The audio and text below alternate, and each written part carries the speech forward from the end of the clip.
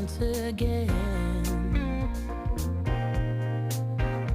You keep calling me when you're lonely inside, though I made it clear I don't care. I gave you one last chance, but you messed up once again. There's nothing you could do that makes me wanna change my mind. There's nothing you could do that'll make me think you're someone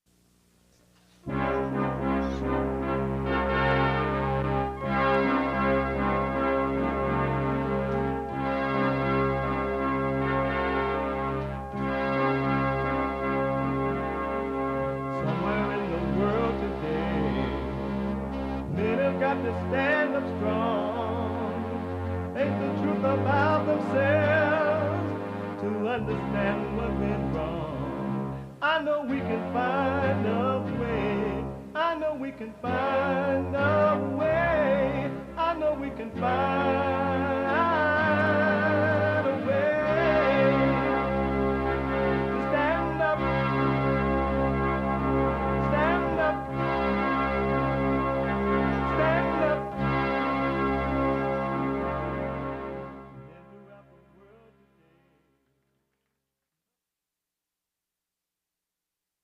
Uniting the races with truth instead of dividing them with lies. We're also rebuilding the family by rebuilding the man. I am Jesse Lee Peterson. Good morning. Hi, y'all. You can get involved by calling 888-7753-773. 888-77-JESSE. Jesse, Jesse. And my biblical question, a doozy. What's the difference between civil rights and human rights? What's the difference between civil rights and human rights? Is there a difference? What is it? We have every way to watch and support the show listed on JesseLeePeterson.com/show, JesseLeePeterson.com/show. And if you're out and about and you're running around, you just can't sit and watch the show, but you would love to, but you just got to go do what you got to do, you can still podcast and listen to the show on your phone. You can listen to it on your phone by calling TalkScreen Live at 605-615-4131. 605-615-4131. And to donate and have your comments read out loud, go to Buy Me a Coffee. BuyMeACoffee.com/JLP Talk. Or Bond JLP Cash App. Bond JLP Cash App.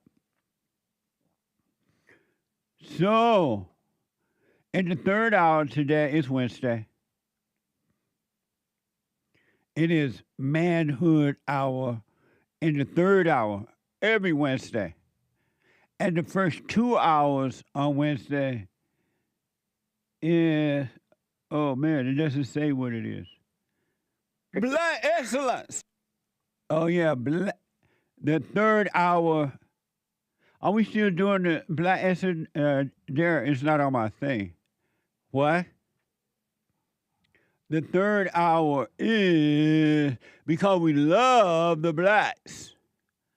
The first 2 hours on Wednesday is black excellence.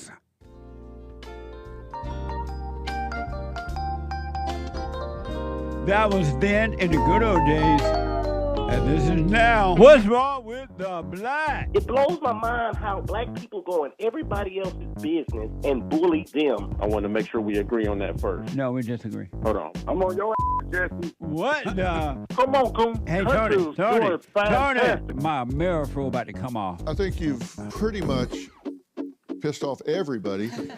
He black. He black. Amazing. He is back from a long vacation. Too long. One of the smartest white men on this side of heaven. Your friend, my friend, bond friend, and a friend of God. Bill Lockwood is back. And for those who might not be aware, Bill Lockwood is the host of Patriotic Pulpit and the Bible Studies with Bill Lockwood. And he is also a preacher at Our Park Church of Christ in Texas. And we're going to give this information out a little later, too. You can support him. I encourage you to support Bill. He's doing amazing work on Ko-Fi, I believe, ko-fi.com/patriotic pulpit. Bill Lockwood is here. Good morning, Bill. Good morning, Jesse. How are you this morning, sir? All is well. All is well. Happy New Year. Welcome back. How was all your Christmas and New Year celebration? Well, it was great. We just stayed home. I didn't go anywhere. Normally we travel somewhere, but this year we stayed home. Yeah. We relaxed, and that was really nice. So my wife and I stayed, and we just took care of the little farm here that we have, and we just had a good time. So it was relaxing. Right on. Well, I wish you well this year. Well, thank you for that. Appreciate that. Same to you. I know that you're going to do bigger and better things. Amazing. So when you look out into my country, the USA and around the world, how are things looking so far to you? Well, you know what, Jesse? I think that we are seeing the Marxists and the communists and the socialists rising to the top. I think it's kind of like Donald Trump has put the low boil on, and they're rising to the top, and it's just like they're showing themselves. And the entire Democratic Party appears to be, at least in my view, appears to be just lined up solidly with Marxism, communism, socialism. That's where they are, and I think that's been a long time coming. Yeah. And so I am happy that Donald Trump is doing what he's doing, but it does show exactly who are the communists in our nation. And will the country finally become socialist Marxists? I think it will eventually. Either that, or I have advised, and I still advise, and I took the cue actually from Walter Williams, whom you know, of course, passed away a couple of years ago. Yeah. But he said it is time for a divorce. He said the differences between the ideals on the conservative side, the Christian side, the ideals of the founding fathers, a limited government, and on the other side, which is basically big government, socialism, Marxism, anti-God, anti-Christianity, all of that. He said the differences are so wide at this point that there's really no meeting in the middle. There's no mediation between it. And so I actually invite places like Minnesota, just leave the union, just go away. You know what? Tim Walz and those guys, they just go ahead and divorce. But there's one caveat, and that is there is not going to be any foreign aid to Minnesota. California, just go your own way, but there's not going to be any foreign aid, and you will see that they will collapse immediately because socialism does not work. Yeah. And it never has worked because it misses the understanding about the nature of man and biblical truth. And so because of that, it will not work. So that's what's happening in my view. What, the thing, why is it that, well, it's been said, I don't know if it's going to happen or if it's true or not, because we don't know when the media reports stuff now if it's true or not. How is it there's a possibility that come this election in November that the Democrats can win anything? And it's been said that because of the economy and all that, so again, I don't know how true that is, that there's a possibility the Democrats can win. Well, if that's true, I would say it probably is because that's the pattern that we've seen in election in the off-year cycles.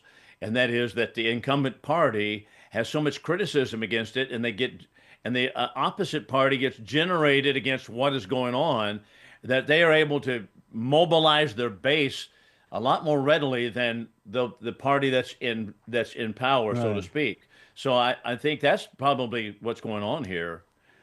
But when all that has happened and is happening, with the Democrats when they were in power, and they just brought in everybody and their mama from S.O. countries. The crime went out of control. With everything, and the jobs and everything was just bad. with everything being so bad, and Donald Trump is doing a good job of trying to bring it all back together, will the voters forget that fast what it was like with the Democrats? I guess so. This is one of the peculiar things about human nature, and that is we forget what happened yesterday and what the consequences were for the decisions that we made just 2 years ago. And I puzzle over that, really. Yeah. That we cannot remember, okay, the Democrats hate America because they want open borders. They are in violation of the law continually. They don't want to obey the law. They have sanctuary cities, which are in violation of federal law. All right. They have wanted that. They wanted redistribution of our monies, and you see the big scandals that are going on in California and Minnesota right now, in Illinois, the Democrat-led states. It's absolutely an atrocity, but apparently people, they're able to, I don't know, they just forget what real problems they bring about when they follow the Democratic line. And then for the last year or so, the Democrats have really shown who they are. They're mean and nasty and angry and cursing Right. and encourage other people to be violent. They got Jasmine Cricket, who is totally a hood rat, insane hood rat. And they got Yeah. all that. It's not like the Democrats have put on a pretty face. They got worse. Why don't the Yeah. voters see that and know that, no, we can never go back to that again? It's so out there. Yeah. Well, we have, as an American society, drifted into a culture of socialism, and we've drifted that way for the last 100 years. This is what my main issues have been with the mainstream media and even with conservative media. And that is, we don't call a spade a spade. We don't call socialism socialism. We don't call communism communism. We just say progressivism. So in a public school system from the time of Woodrow Wilson and Theodore Roosevelt before him, we say progressivism. Progressive. He's a progressive. And we have refused to use socialism, that term, communism, or anything like that akin to it.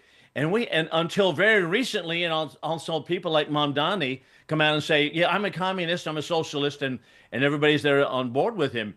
But we have just refused to use those terms, and I think that we have just done ourselves a disservice not labeling correctly and understanding correctly what is actually happening in our country and has been for 100 years. What a mess. It's been reported that over there in Minnesota, these so-called protesters, they're not protesters, they're anarchies. Right. There was a guy that was allegedly shot by the ICE people and a female that was shot. Am I wrong in saying that they fought the law and the law won? Because had they not went over there and got involved with ICE doing their job, they would probably not be dead today. But, get in the way of the law doing a job and expect to survive from it. Am I wrong in saying that female that was shot and the guy, they got what they deserved because they put themselves in the way of the law? I don't believe you're wrong in saying that, Jesse. So even reaching back to the time of Vladimir Lenin, the Lenins and the Trotskys of the world in the Bolshevik Revolution, they themselves were the manipulators behind the scenes, and they ginned up the thugs on the street or the common people, getting them to think that they're actually in some kind of a purposeful revolution in order to bring about good things. And so they continue to do that, but I just call them street thugs, and they're just the low IQ voters is what they are. And that's exactly what's going on here. The people at the top, the Democratic leaders, are actually ginning up the base who are not able to think themselves out of a wet paper sack, apparently, and see what is actually happening. So Tim Walz, Jacob Fry, or Jasmine Cricket, and all those people, they actually gin up this dissatisfaction on the bottom. and they might even every once in a while make an appearance on the street, but the people on the bottom, they're the ones who, okay, so now they're getting themselves in the way and not able to think correctly that they're doing wrong by impeding law enforcement. Yeah. I would never do that. And they say, well, we're in Minnesota, we're afraid to go out of the house. I said, no, you're not. Not if you're a law-abiding citizen. That's right. You're not afraid to go out of the house. unless, of course, you're afraid of the thugs and the street minions who actually simply just like puppets on a string by the leaders in the party.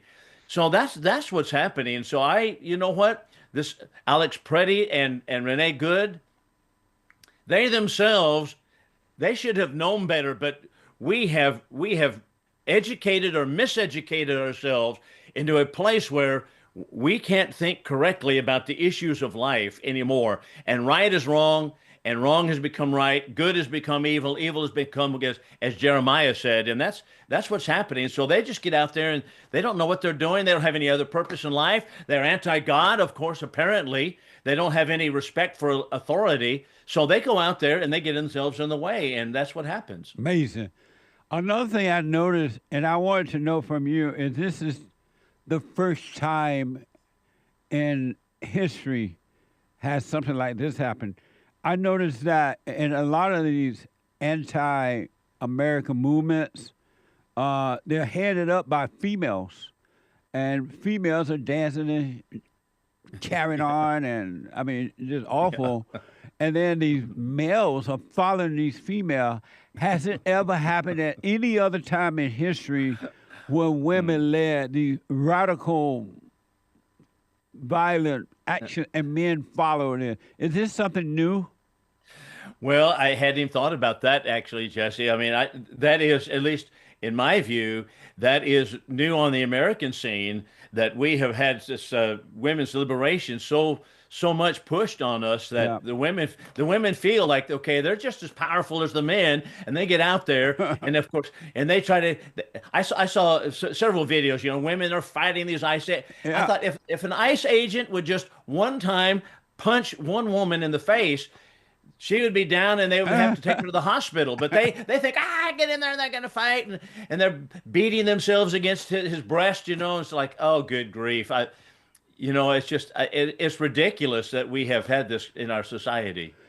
And do you know if Stalin or any other way back yonder movement, did they allow women to be involved like this? I don't recall that being the case. Okay. All the ones with which I'm familiar are men. Yeah. But I don't know that that's the case, except in America, where we've become riddled with misinformation and liberal progressivism and political correctness, and so we just can't. We've got to be able to let the women lead. So I was just like, Why is it so easy for men to follow women when it's not a normal state of being? And in the good old days, the men would never have put up with something like this. But the women are all over everything now, media, everywhere. Why is it that it's so easy for men to just follow women? Yeah. Well, I guess it comes to us now in the air that we breathe. I mean, that's the American culture that the men are taking a back seat to everything, and they just follow along, and they like love puppy dogs a lot of times, and it's pretty sad. That's amazing. I was thinking that I want to ask you about this Mamdani person. I noticed that in New York, it was reported that, at least in some areas, that one of the reasons Mamdani was elected, a whole lot of educated white women voted for him. And they supported him, they campaigned for him, they voted for him. Otherwise, Mamdani may not be in there, would not have won had not been for those liberal women. Was it a mistake to allow women to ever vote? Well, our founding fathers said this, and this is one of those mistaught areas of the Constitution and our founding of our country, and that is that our founding fathers were not simply about disallowing women to vote, but they recognized at that point in history that the man, according to the biblical worldview, is the head of the household. Yeah. And therefore, there would be one vote per household because it was inconceivable that there would be a man, the head of his household, and the woman or the wife would be so radically disagreeing with him on what to do and how to manage society. So the founders recognized that to be the case. So they said one vote for family. And that would, of course, the head of the family was the man. But that was a biblical and is a biblical worldview. As it has come about, the women's liberation movement has, of course, cast off what they call biblical restraints and want the women to be the leaders in the household, or at least have their own households. And consequently, with that comes along also voting. And that's something that came about, as you'll note, as we mentioned a moment ago, the progressive era. Yeah. The progressive era was about revoking the biblical worldview, the Christian worldview. And that is that we have the man, the father, the mother, husband, wife, and children. Yeah. And above them all is God. Yeah. That's the biblical model of the family. And that's what we had until the progressive era, which very decidedly and very pointedly wanted to cast off any kind of biblical role that we have in society. That's why I say all of this problem going on in America really reaches back into the period of 1900, or that at least the roots of it do. Yeah. It looked to me that in America, the women are being used, the females are being used to usher in socialism and all that. And so it looked like they've educated these women and they're being used to really bring in socialism because they always, psychologically and emotionally, they're lost. They're out of control. And they always want to do the mama thing. They want you to take care of their children at daycare center while they go to work and all kind of mess. Are women being used for socialism? Well, I think so. So not only that, but also for the dissolution of the American family. Yeah. So if we think about, and also the destruction of the church, let me mention that as well, because the Bible has not only 1 Corinthians 11 and Ephesians 5, that the husband is the head of the wife. And so we have God, the husband, God, Christ, the husband, the wife, right, and then the children. And that's what we have in Ephesians 6, Ephesians 5, as well as 1 Corinthians 11. But not only so, the church, as it is structured, the leadership of the church is every local congregation has a plurality of elders, and these are men that are to be married men. 1 Timothy chapter 3 and Titus chapter 1. What has happened, and not only so, but in the public assembly, the women are to keep silent, and they're not to be taking positions as teachers in the churches, 1 Timothy chapter 2 and 1 Corinthians chapter 14. What has happened? We're seeing in America, the churches are reflecting what society wants, and that is that women now become supposed pastors and leaders in churches. And so that this is the destruction not only of a God-centered worldview, but it's a destruction of society, destruction of the family, destruction of the church. And that is also reflected in society as we're seeing it. Yeah. What a mess. Hake, come here for a minute because I can't read all this stuff you want me to ask you. Hake is white and he writes. Oh, is he? Okay. Oh, good. Yay. You know how white people are. They ask you ask them for a little information because they're white, they give you a whole book. Yeah, like my answers there. That's right. So hey, tell Bill or ask him about the stuff you're writing to me about Orwell and all that. All right. Well, I thought of this George Orwell quote that I've seen on X and you remember Hake, right, Bill? Hey, Bill. I do remember James Hake. How are you doing, James? Good to see you. Good to see you as well. The quote from George Orwell's book, 1984, I believe. It was always the women, and above all the young ones, who were the most bigoted adherents of the party, the swallowers of slogans, the amateur spies and nosers out of unorthodoxy. George Orwell. Wow, that is a powerful quote. You know, Sure is. George Orwell knew where we were going as a society and actually called it, didn't he? Yeah, that is powerful. Yeah. Yeah, he really had his finger on the pulse of what was going on, right?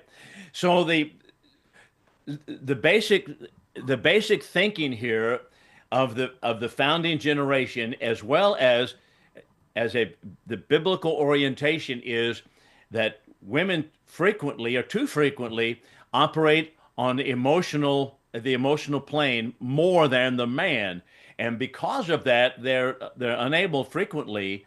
Not always, as you put it, not always, but frequently. Not all, but most. That's right. That's right, because the emotions take them and drive their thinking instead of the opposite, and that's the problem with the women in leadership. And I suppose that's why that we have God said the husband, and He tells us in 1 Timothy chapter 2 why the man is to be the teacher and the leader in the church and as well as in the home. And He tells us that because of two reasons. First of all, Adam was first formed, then Eve. And number two, Adam was not beguiled, but the woman being beguiled has fallen into transgression. He fell because of the weakness for the woman. Yeah. She fell because she was deceived. Yeah. And that gives us a good cross section of what's going on right now in our society. Well, God tried to tell the man, because you listen to that woman, you're going to suffer. And I know, I notice now that every time men listen to women, they suffer, but they won't. They crazy or something. Right.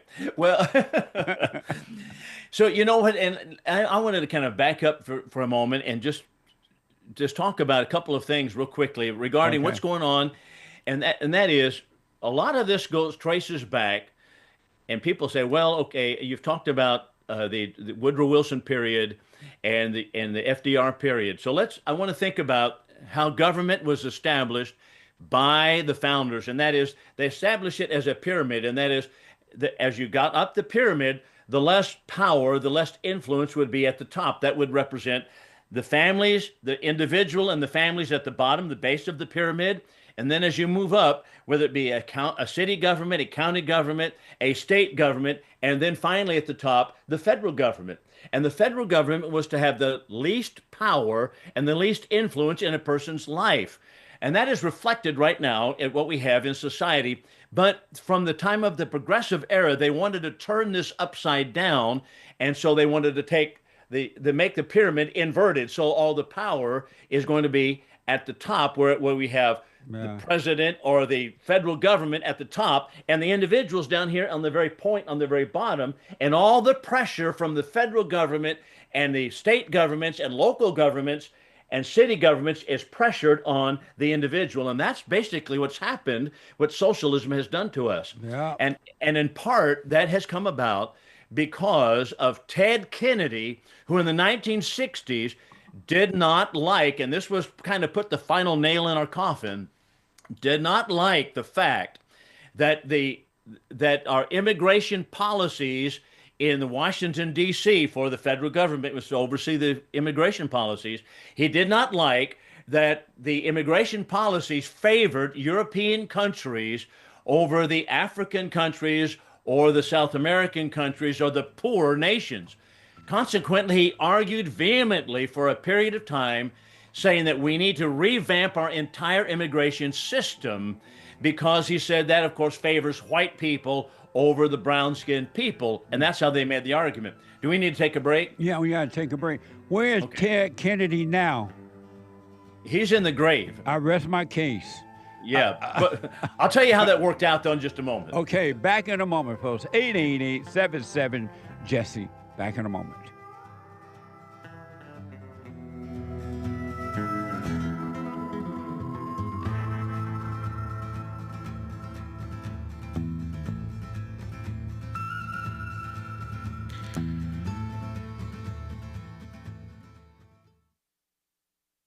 Check out my book, For Race to Responsibility. I show you how I was able to overcome anger.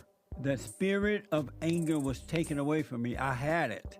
And as a result of having anger, I was insecure. I had doubt, worry, fear. I was in a fallen state and didn't know it. And it wasn't until I went and forgave my mother, who tried to turn me away from my father. I forgave my father for not being there and returned back to him. My spirit connected with his spirit, and through him, I was able to return to God. And I have perfect peace. Perfect love casts out anger. And when anger is gone, fear and doubt, worry, insecurity, suicidal thoughts, all of that is gone, and you are free. Amazon.com, Barnes & Noble, or if you want an autographed copy, you can go to my website at rebuildingtheman.com or call 800-411-BOND.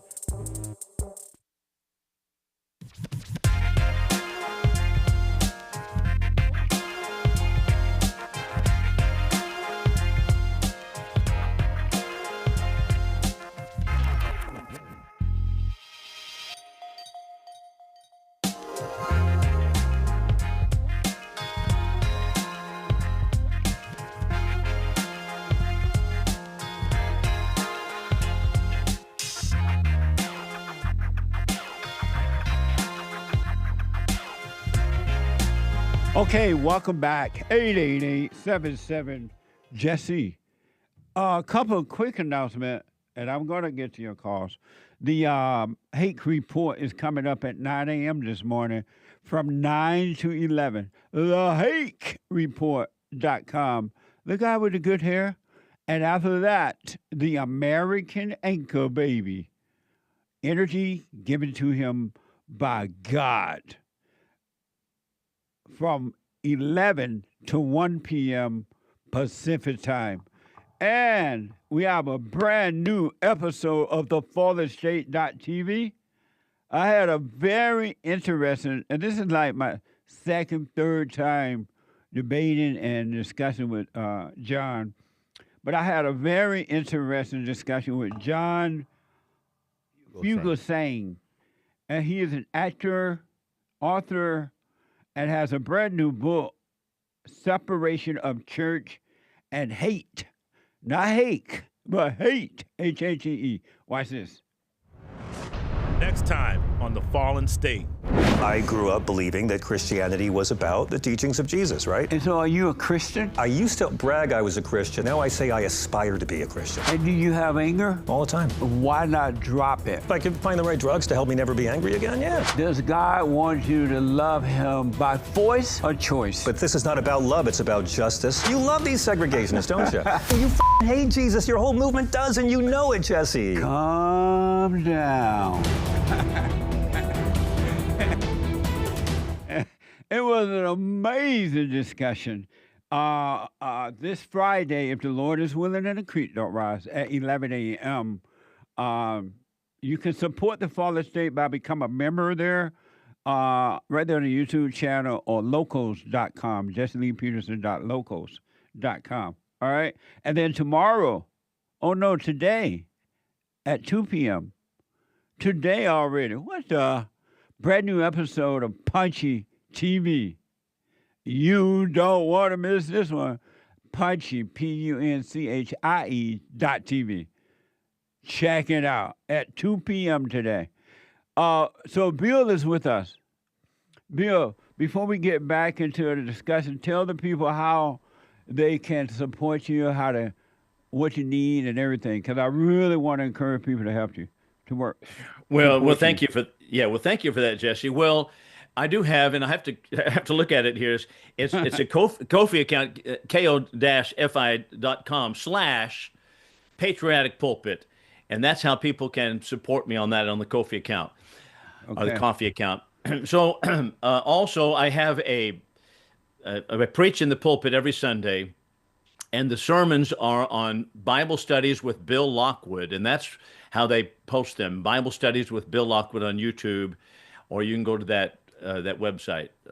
And also the Iowa Park Church of Christ I have articles there, and you can follow me there. Then I have, of course, the radio program, actually a podcast, which is Patriotic Pulpit. And that's Patriotic Pulpit, and it's just a podcast that I do. So those are the ways that you can follow me and assist in some of these things as well, because Yeah, as you know, it's an expensive venture to get out and put these things out and publicize these things. It is. It really is. So that's KOFI, KO-FI.com/patriotic pulpit. So what, James? You got it. Okay, yeah. So you were talking about Kennedy before we went to the break. Well, yeah. I was just trying to set the table here for a little bit for see what's happening in America. Yeah. So the Democratic Party hated the way that America was actually going. And Ted Kennedy, the leader of the Democrats at that time, actually revamped our immigration system because at the time we had quotas and primarily we allowed people from European countries to come in. But he cast it as a racial situation that we wanted white people and not the brown people. That had nothing to do with it. The founders, and even into the 1900s, that would be into the 20th century, the reason that the immigration system was the way it was because they wanted people who were more acquainted with these terms or the concepts of limited government and more in tune with our system of government. So that would be easier than having people from third world countries come in here who had no acquaintance with anything except such as what's going on in Somalia today, such as what's going on in the African nations where they have simply tribal warfare. That's what's been going on in so many nations. So we wanted an immigration system that was people that would more in tune with our system of government. But they didn't like that. Ted Kennedy didn't want that, so he turned it upside down. So from that day forward, we have had a different immigration system. So what we've had is a welfare state where we are actually transferring money, government power, transferring money from one pocketbook to the other. And then we have almost open borders almost all the way through that we've had. So the point is you cannot have a welfare state plus people coming in from low information countries that have no acquaintance with our form of government who come in and want immediately to be on the public dole. Yeah. But that has changed the face of America entirely, and it has made it so simple, therefore, to teach Marxism. And so we have Marxist socialist ideas. Just in Minnesota, for example, the idea of sanctuary cities, it's a violation of federal law. They thumb their nose at it. What would they say if we said here in Texas or right here in Wichita Falls, well, we are a sanctuary city for income tax. We're not going to pay our income tax this year, which is tempting to say because they're stealing it in Minnesota. So that's what's happening. And so we have lawlessness going on, and it's actually pushed by the Marxist socialists in the world. So now you have the Democratic leaders falling in line. You have Chris Van Hollen in Maryland saying, this is what we need to have. And he's supportive of what's going on in Minnesota. That is the thugs on the streets. Same also with Jasmine Crockett and others. They just fall in line. They have no backbone. They have no principles at all. What a mess. What a mess. It seems to be so far down the road now, I just don't see it turning around. No, that's why I say to people, we have let in millions and millions and millions of people who have not only no acquaintance with our system of government, but who actually want a powerful top-down controlled government. And we see it now in New York. We see it in Minnesota. We see it in California. And people are unafraid to say, I'm a socialist, I'm running for office in Oregon. I'm a socialist, I'm a communist, I'm running for office in Washington. How did that happen? Well, we just talked about how it happened. Yeah. And so we are so far down the track now, I don't know that anything can remedy it except, I say, Minnesota, go your own way, withdraw from the Union. Right on. So what do you think about Mamdani? What are your opinion? How do you see that going so far? Mamdani is the same story. Nothing good's going to come of it. It has to do with, he is absolutely a top-down control. It's a dictatorship is what you have. He's dictating who has, for example, properties and how much they can charge for the property. We have cast out any free market idea, any freedom. There's no freedom in that at all. Yeah. Socialism is anti-freedom. So I get so frustrated with the people on, like, the liberals that they have on Fox News, like Leslie Marshall from California. I think she's from California, who says, you know what? I wish him best. Well, you wish an anti-freedom movement the best. Yeah. I hope everything works out. Yeah, well, no freedom there. No freedom to choose, no freedom to, our country was based upon the freedom to buy, the freedom to sell, the freedom to succeed, and the freedom to fail. But we don't want, if you're going to remove the freedom to fail, then you have removed the freedom to succeed as well. And so that's not going to be successful. And it sounds like, and I could be wrong, but it sounds like they want to take everything away from the white man and give it to the people of color. Right. That's right. So that's a part of it. That's neo-Marxism is what it is. So in the 1960s, it began in the law schools that Marxism, instead of pushing the bourgeois versus the proletariat, that is those who have and those who do not have, those on the top and the worker bees on the bottom, they divided society along racial lines, black versus white, and Mexican versus white, Mexican versus black. And so now you have the same thing going on, and that's what Jasmine Crockett's all about. She's a neo-Marxist. All of these people are neo-Marxists.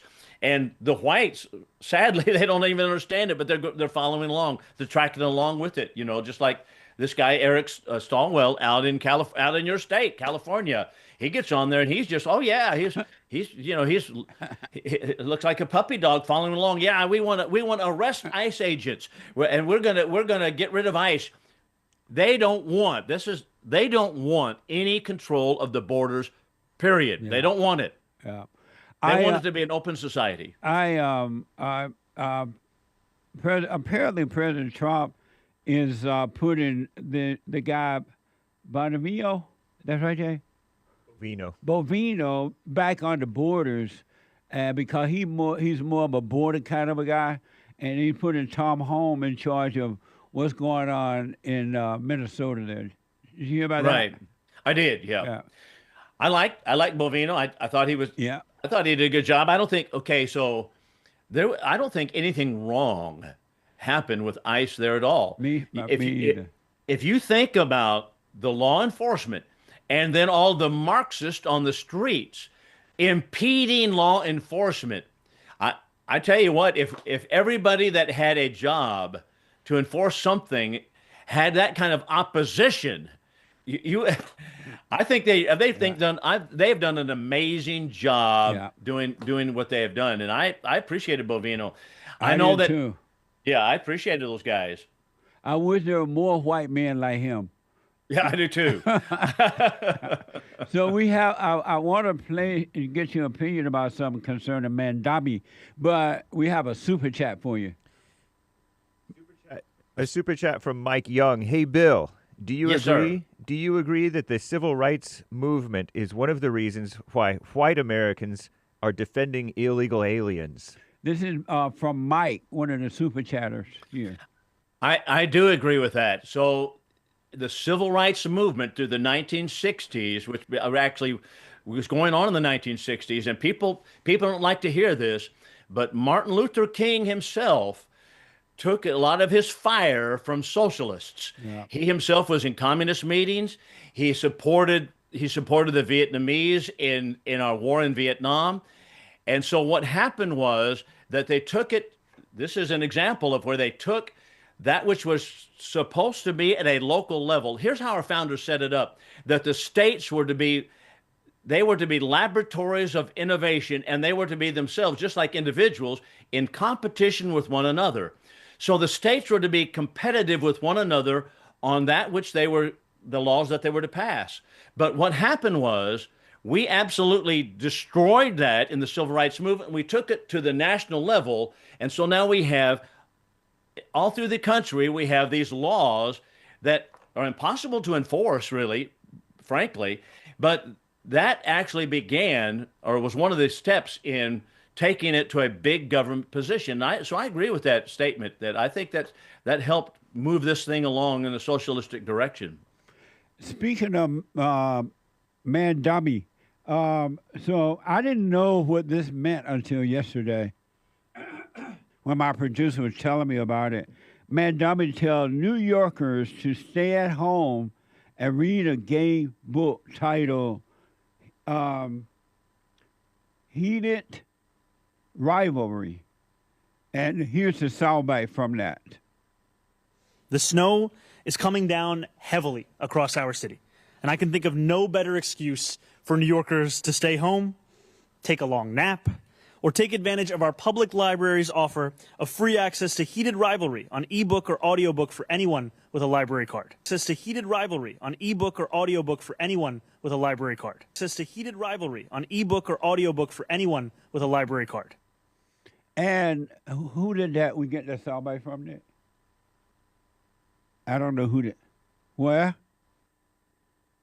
From X. That's from X. And there is a Puerto Rican artist named Bad Bunny. Right. Who says he is planning a provocative Super Bowl halftime show honoring queer culture. Do you know about all that? And what do you have to say about it? I just heard about it yesterday.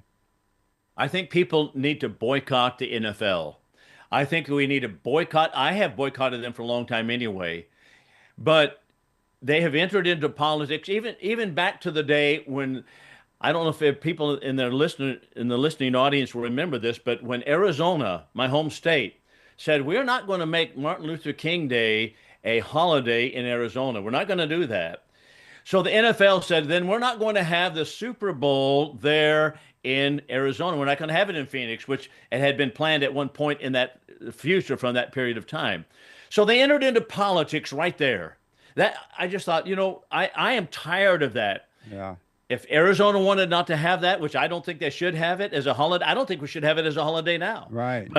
But they should be able to do that, but without the pressure. So NFL has been putting pressure on political things for a long time. Bad Bunny is anti-American, anti-Trump. He's anti-Christianity. He's planning to do his entire show in Spanish.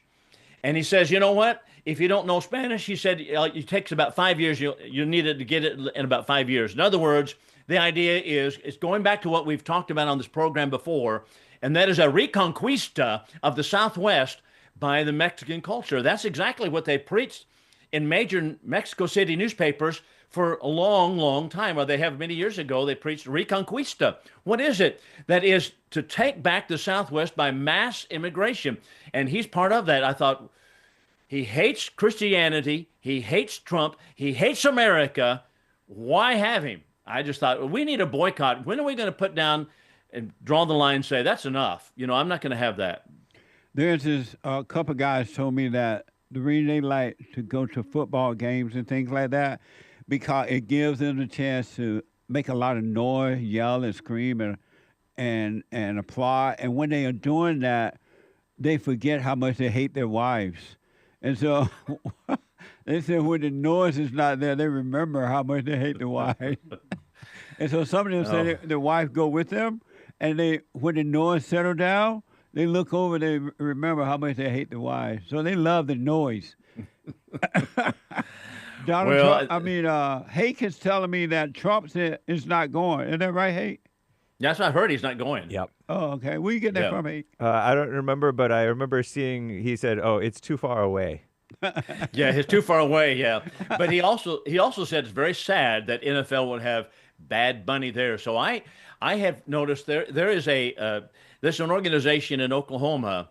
It's OCPAC, and the president of it is Bob Lynn, and he's called on the Oklahoma legislature as well as Oklahoma preachers, pastors, people in pulpits to stand up and say, let's boycott the NFL. We're tired of this political message that you keep cramming down our throat. Not only political, but an anti-biblical message on the stage at halftime at the NFL games. Why can't we just watch a game and enjoy it that way? But as you know, I fell out with the NFL not only over the Arizona deal, but also when Washington Redskins changed their name. I thought, okay, I'm done. Yeah. I'm not interested anymore at all in following it all. If they can't, all these big, strong guys can't stand up and say, we will wear on our helmet what we want to wear, and all you little pipsqueaks in the stands can just shut up. I don't understand why they didn't say that, but no, we got to go along with it. And, but anyway. I noticed that no matter what happens in society, human beings tend to love their thrills, and they're unwilling to give up their thrills for what is right. And that's one of the reasons why this guy, Bad Bunny, can do what he does, and the people just accept it because they love their thrills. They won't make any sacrifice for what is right. Well, as Christians, we need to draw the line and say, that is too far, that we're not going to support that. Because, anti-Christian messaging it is everywhere in Hollywood, it's on the movies. They just continue to cram an anti-God message against us, and that's what Bad Bunny's all about. I think Christians need to. Mess. Yeah, it is a mess. Bill, Mays want to talk to you, and we're running out of time here, so I want to get to Mays. Okay. Mays, good morning, and you're on with Bill Lockwood. Morning, heathens. Hello, Mays. I have a question for you. She called you a heathen. I heard that. I thought, well, okay. Let me hear what she was going to say about that. Can I get to the question? Now that you think it's all about the Caucasians, so do you think you can erase history to take things out that you did in history so people won't know about it, or do you think history should just be put out there and heard and let people see what happened? Since you want to go back to the 60s and what was being done. Okay, so let's... Hold on, May. Let him answer. Hold on.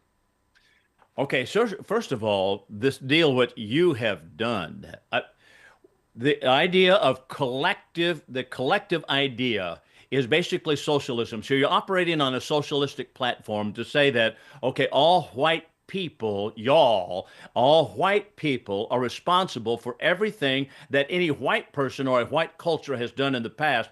I reject that premise. I think that's ridiculous. That's not what I said. That's what you did. You did say that. Yes, you did. You said y'all have done. Because of the things that your people participated in. Should that be erased? You talk about everybody else's history that was being done. But his people didn't have anything to do with it, Mace. What? I had nothing to do with all that. It had something to do with it. Because he got something to do with the crap that he's spitting out now. All of the hatred. Because God would not be pleased with what you're doing. I told you that the last time. Or do you think he's pleased? Do I think God is pleased? Yeah, do you think he's pleased with what you're doing? Well, I hope so. I pray every day that I'm pleasing God, and that's exactly what I want to do, speak the truth. But you know what? But you know what? I would... Go ahead. No, make your point, Bill. We're about to run out of time here. Yeah, well, I was gonna say, you know what? People like Mays and the pulpits across America, they could not stand for 1 minute the preaching of the people of the Bible, the Old Testament prophets who just spoke the truth plainly, boldly. They couldn't stand it at all. They're just, and that's exactly where the Mayses of the world are. They just, it just freaks them out that people speak the truth. And it's so sad, but that's it's freaks sad. True that you can't tell the truth about your history. Bill, Mays, I got to end that. Bill, your website again. It's Patriotic Pulpit. That's not a website. It's actually a coffee account. I don't have a website really, but it's I have a coffee account, ko-fi, what is it, ko-fi.com. .com, and then / Patriotic Pulpit. That's what it is. And the show is Patriotic Pulpit, and the website where you can hear my sermons, it's Bible Studies with Bill Lockwood. Amazing. Thank you, Bill, and welcome back. All right. It's good to be back with you, Jesse. Lord bless you. You too. Thank you. Amazing. Bye-bye. I got to take a break, folks. 2 more hours to go. Hate news, not the fake news. I'll be back in a moment to your phone calls. But it's the spiritual order of life. God in Christ, Christ in man, man over woman, and woman over children. So get from race to responsibility. I write about that. Go to my website, rebuildingtheman.com for an autographed copy or call 800-411-BOND and donate to my nonprofit, Bond, the Brotherhood Organization of a New Destiny. We are rebuilding the family by rebuilding the man.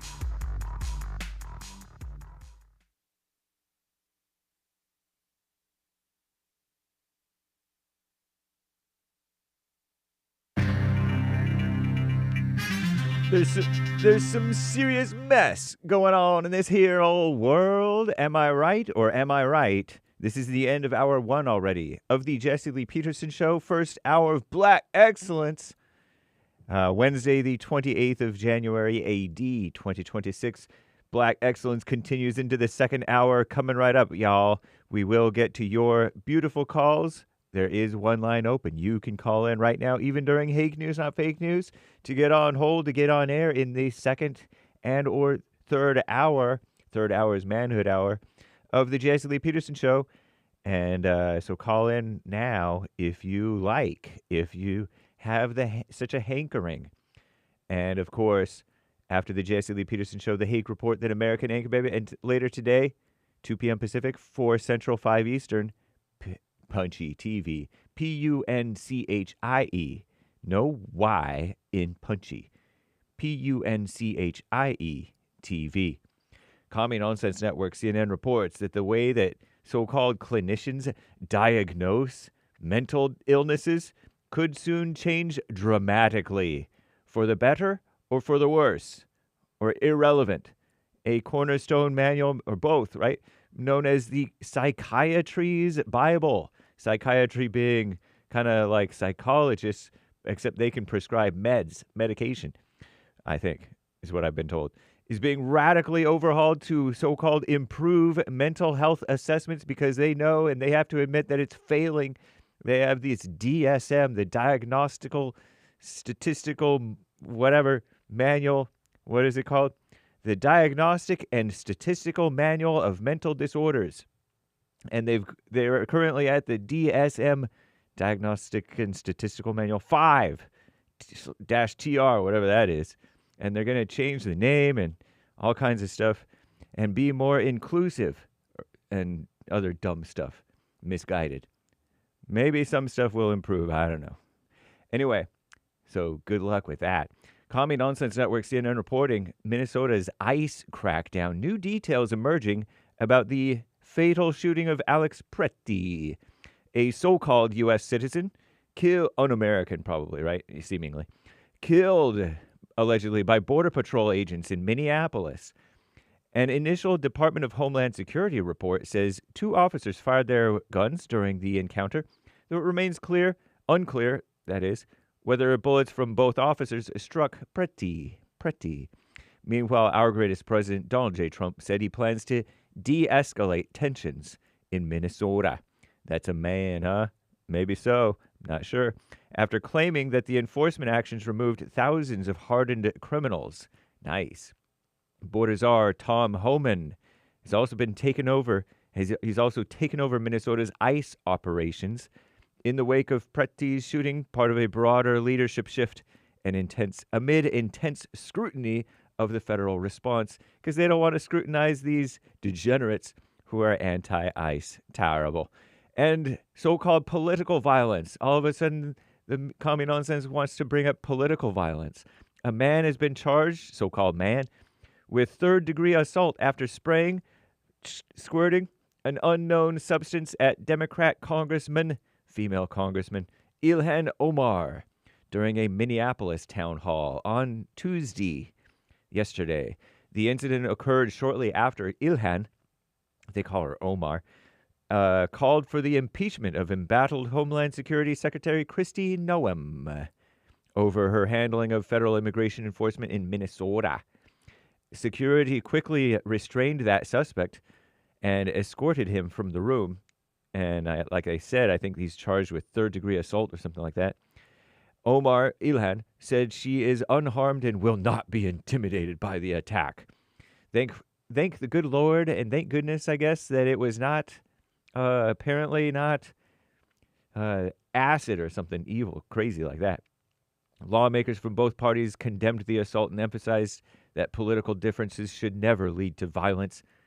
And severe weather. Watch out. I'll tell you about the severe weather. Death toll has risen to at least 30. I told you that yesterday with the cold snap or whatever it is. But I'm James Hake. Now back to the Jesse Lee Peterson Show, Hour 2. Somewhere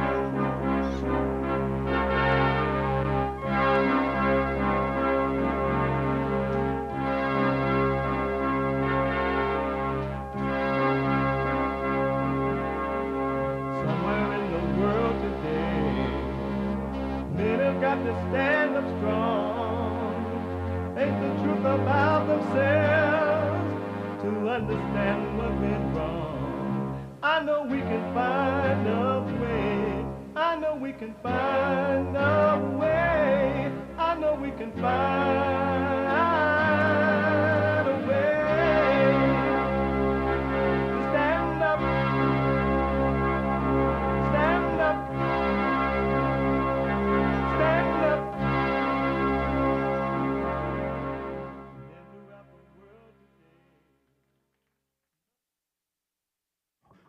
Uniting the races with truth instead of dividing them with lies. We're also rebuilding the family by rebuilding the man. I am Jesse Lee Peterson. Hi, y'all. You can get involved by calling 888-7753-773, 888-77-JESSE. And my biblical question, a doozy. What's the difference between civil rights and human rights? What is the difference between civil rights and human rights? What a mess, huh? We have every way that you can watch and support the show listed on JesseLeePeterson.com/show, JesseLeePeterson.com/show. And if you're out and about and doing whatever it is you're doing and you just can't sit and watch the show, you're out there doing whatever you're doing, you still can podcast and listen on your phone as it is happening, no matter what you're doing. Working out or whatever. Making breakfast, traveling down the road, whatever. You can be listening on your phone by calling the listen line on TalkStream Live at 605-615-4131. 605-615-4131. And to donate, and we're going to get you a super chat here in a minute. To donate and have your comments read out loud, go to buymeacoffee.com/JLP Talk. Buymeacoffee.com/JLP Talk or Bond JLP Cash App. Bond JLP Cash App. It's Wednesday. First 2 hours on Wednesday is the third hour is Manhood Hour, and the first 2 hours of the show, and we take all calls, but the first 2 hours is Black Excellence, Black Excellence Hours. Watch this. That was then in the good old days.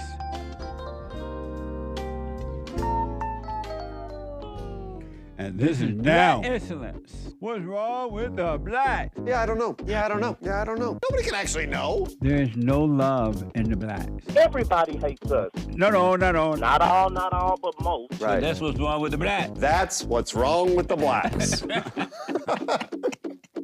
I love the black.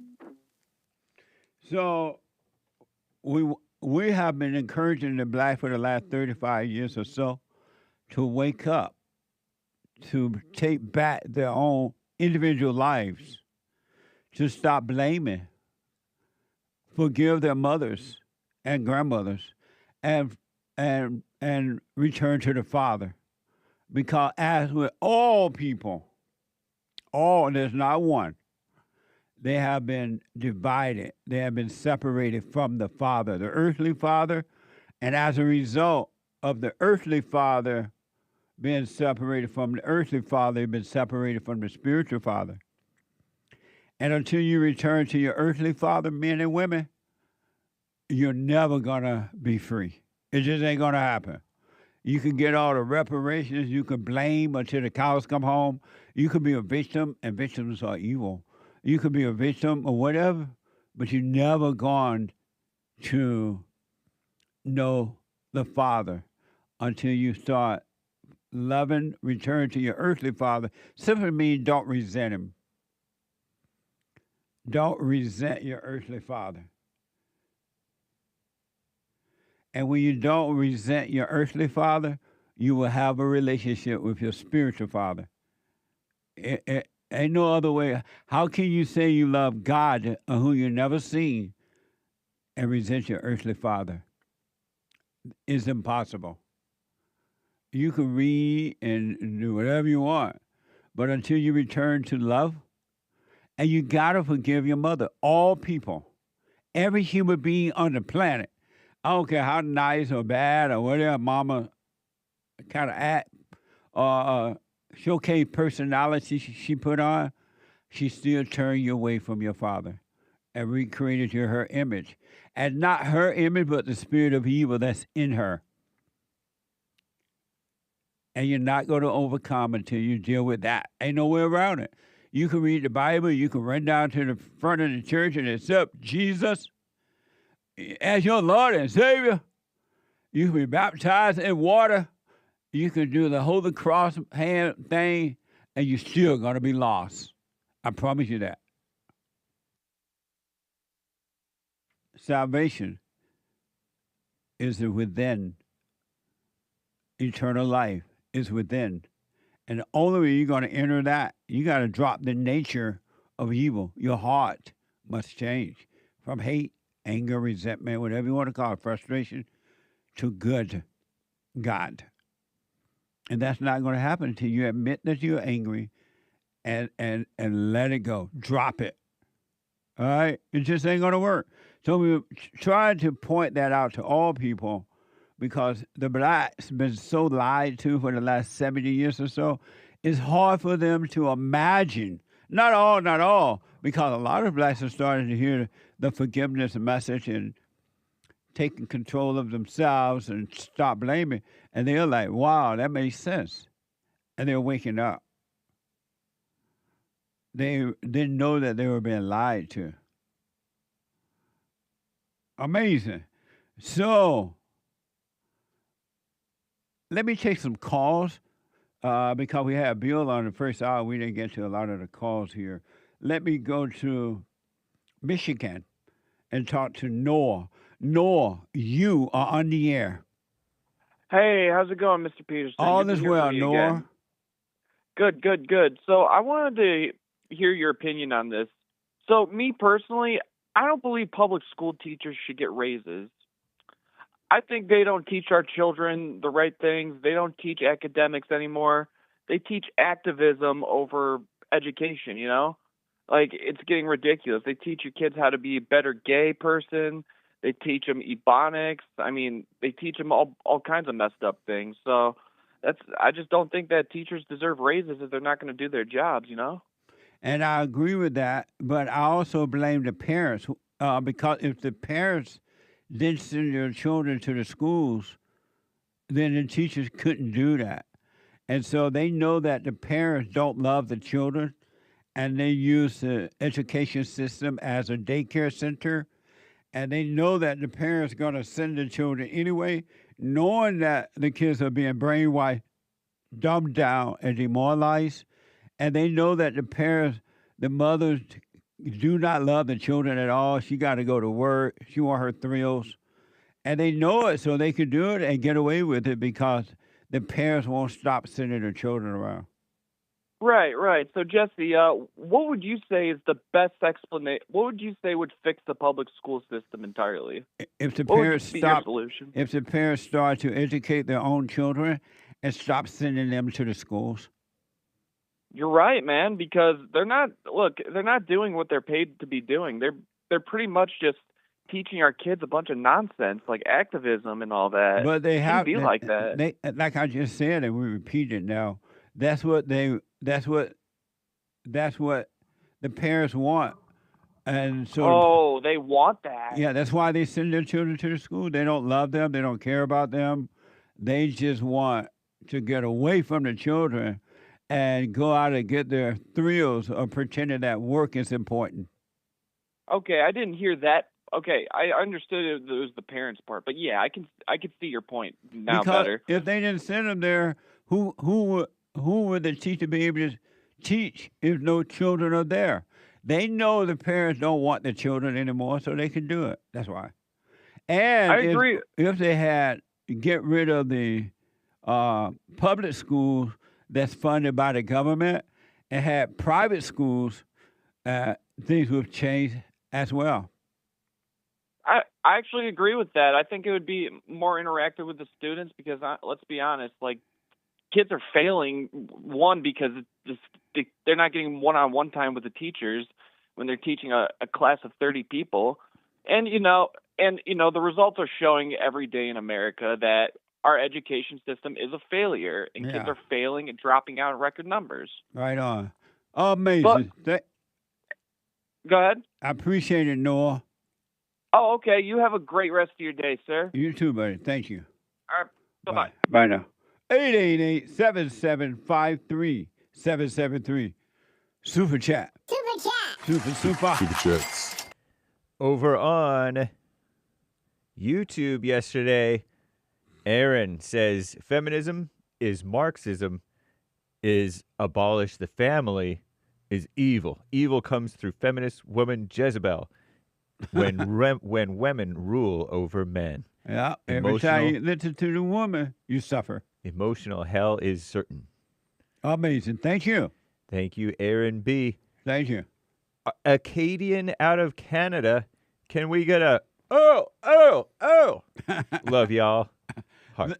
Thank you. Amazing. Huh?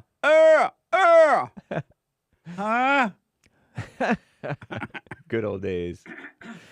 Priscilla from Houston bought a coffee for the young lady who called in about her job yesterday. Cora from Michigan. Yeah, okay. Stay off social media, all caps, especially at work. You're not working if you are on social media. Duh. And especially if you're working in somebody's home and they tell you, don't put my home on social media, and you do it anyway. What? Amazing. Thank you. Is you crazy? Mike Young bought a coffee. Hey, Jesse, with all due respect, I don't think that you got my point. My point was from my super chat earlier yesterday, is that I believe white folks have been so weak and so afraid to speak up ever since the death of Emmett Till, 1955, in which it has led up to them defending illegal aliens in many of the minority communities. What do you think about that? Who is Emmett Till? Emmett Till was the guy whose face was disfigured, and his mother, Mammy, teamed up with the civil rights suckers and showed his disfigured face in an open casket funeral for civil rights propaganda. His mama named Mammy? Mammy. He had a black mama? Uh-huh. Oh.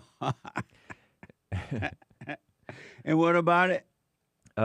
Whites. What Mike said Whites about were like, white folks were so weak and so afraid to speak up ever since the death of that young man, who whistled at a white woman and more, in which it has led up to them through that weakness and fear to defend illegal aliens and many of the minorities. Amazing. Yeah. Thank you, Mike. I appreciate it. Thank you, Mike. Yeah. Anthony J.B., thank you so much, Jesse, on your response about bipolar and the medications and all those things, and dropping the anger. Will do. He's the one who said he's going to have counseling with you at Bond. Oh, okay. And you dropped the anger. I'm not a medical doctor, so I don't tell you what to do with the medicine, but I do know you dropped the anger. All is well. Amazing. Thank you. Andrew T. from Derby, UK, bought a coffee. If we are all from Africa, as they claim, we are all derived from black people, so we should all get reparations. I rest my case. P.S. Absolutely. P.S. Forgot to tell you, I love Jesse when he makes comments during reports. Thank you. Amazing. Kevin on Cash App with a tithe. Thank you, Kevin. Amazing. I appreciate it. And hey, half-breed, 10. Half-breed. There must have been several blue moons in 2025 because I watched an old episode. I ever heard. Old episode, you were wearing a distinguished silver mustache and beard. Wisdom in its full glory. Why do you cover you wore it well? Blue eyes and silver accents. Mercy, Lord, brought out the Moses in you. That's all I ever heard. Salute. Silver heart. Amazing. Thank you. LOL. Amazing. Asia. Hi, Jesse and crew. Jesse, I made a bonehead mistake, and I'm trying to suffer in silence. But all I want to do is call someone and tell them what I did. Not sure if I should tell my father or just let it pass, even though I have a way to fix it. What do you think, Jesse? She black. Forlorn emoji. Well, I can't comment on it because I don't know what the situation is. But I wish you well. Amazing. 5 from Robert. If I have stopped the anger and hate, does that automatically mean I love my enemies, or is loving my enemies something more? Thanks, Jesse. If you don't have hatred in your heart at all, then you love all because you won't be able to judge. Angry people, resentful people, agitated people judge, and that's why they're so miserable. They love no one, including themselves. They have no love. It's impossible. Impossible. That's what you are to me. Impossible, yeah. It's impossible to love when you have hatred because you and your dad is Satan are one. There's no love and anger at all, resentment, agitation, emotions. Emotions are evil. That's why when she's crying, she's lying because she's evil. So you got to completely let your anger go, and then real love will come. It won't be your love. It'll be the real deal. Amazing. Thank you. Nice. Pork Chop Express with the super chat this morning, a Rumble rant. I got a book for Ardeen from Colorado, also known as the Limousine Liberal, to read. It's called The Antidote, Healing America from the Poison of Hate, Blame, and Victimhood by Jesse Lee Peterson. By Jesse Lee Peterson. In fact, if she orders it from the author, I bet he will autograph it for you. It's a book on Black excellence. I highly recommend it. It's an amazing book. The Antidote. How, I forgot.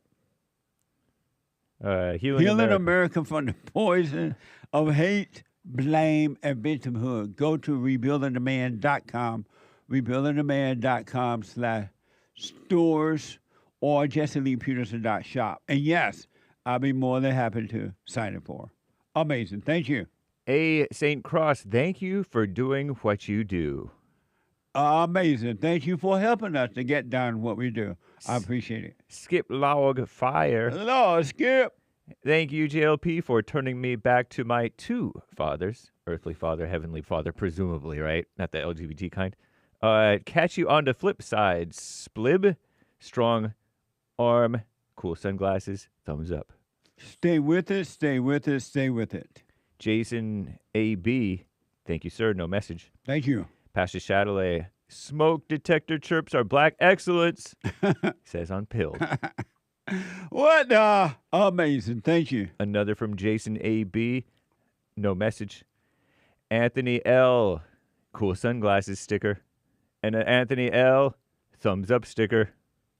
Thank you, guys. Absolutely. Thank you all. Amazing. Larry H., I'm starting to believe the rumors Jesus might be black. He's my father and ain't come back yet. Amazing. Thank you. Yet more from Jason A.B. with no message. Thanks for all the support, sir. Amazing. Cora's Bloom. Thank you, Jesse. I forgave my mother. She had her issues. I dropped my anger. She passed away last month. I didn't feel anything. My boyfriend proposed a little over a week later. Life is amazing. What's wrong with the blacks? Hearts, loving, face smiling. Stay with it, stay with it, stay with it. Amazing.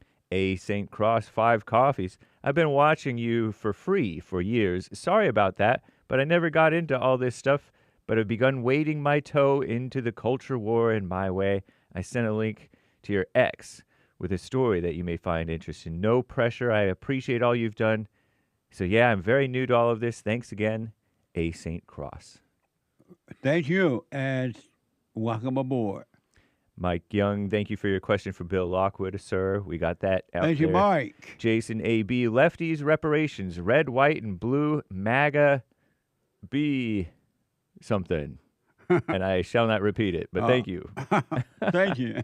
Larry H. JFK was the only president not to want Israel's to be nuclear capable, and look where he's at now. I rest my case. Jason A.B., man equals Audi. Can't rule with a Audi. You're innie. I'm trying not to understand. I don't understand. But thank you. Thank you. Amazing.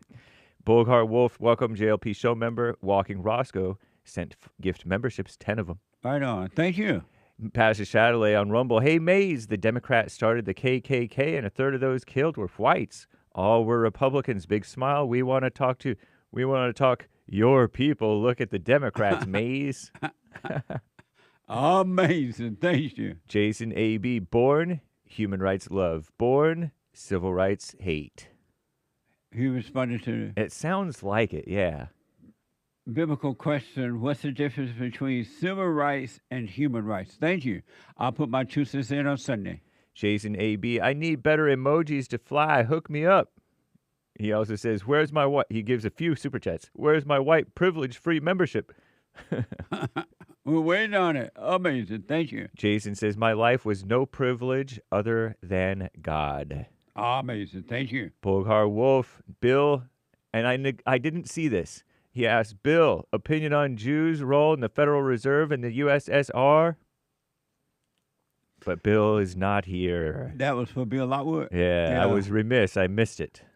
Jay was remiss. Thank you, though. Larry H. says, can I be a PDF and move to Israel to seek asylum? I don't know. Check with them. Amazing. Amazing. Yeah. And another one from Gregatron. Jesse, you don't say 90 going north anymore. Frowny face emoji. There are times for it. There's no time for it. Yep. Amazing. Thank you. And we'll have to read the rest of these later, y'all. Amazing. Thank you.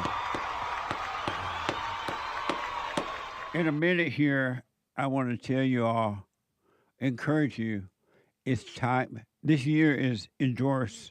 We got to endure, right? And it's time to walk in the lion's den. It is time for men and women to become Daniels and Daniels in the lion's den. This year, you want to go all the way up to Calvary. And you got to pick up your cross and go all the way to Calvary if you want to be free. And so I'm going to explain the lion's den to you here in a minute. But it's just another assignment to encourage you to stay with it, stay with it, stay with it. And you remember Daniel in the lion's den, right, Hake? Yes. And what was he doing there? He was sitting there in the lion's den overnight, not being eaten, because he refused to bow either to the Nebuchadnezzar or to the false god that the men tricked Nebuchadnezzar, or Darius, King Darius maybe, into doing. Because they liked the king or the whatever, liked Daniel, but the other people were jealous of Daniel and tricked the king into trying to kill Daniel. And the lion could not kill him, right? Right. That's why you got to walk in the lion's den. You got to go in the den and stay there. And you're going to find that you cannot be killed. Human beings or even the demons that's inside of human beings and inside of you cannot kill you. You really will see that, because you will see, if you do it and stay with it, you will see that there's no one there to kill. They couldn't kill Daniel in the lion's den because there was no one there to kill. And you got to get into the den and let whatever happens to the ego happens, so that you can die from the false self, the ego self, not physical death, but spiritual darkness, death. And until you let that happen, because even when you're crying, it's not even you crying. Those are demons inside of you crying. They're not even real. When you cry over someone leaving you, when you cry over what someone said about you, when you cry over losing something or anything, those are devils crying. That's the spirit of evil that's sad or lonely or feel sorry for someone. Oh, I feel so bad for them. My prayers goes out to you. You're lying because those are demons. You feel nothing for that person. It's all about you. And you're not going to see that clearly until you walk and go into the lion's den and stay there and watch. You got to watch what's happening to you and do nothing about it, because you're going to see it's not happening to you.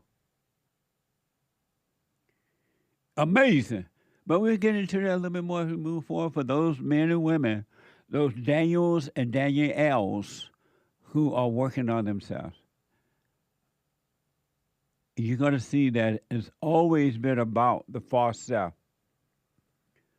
You're not crying because you feel sorry for the person. You're crying because you feel sorry for yourself.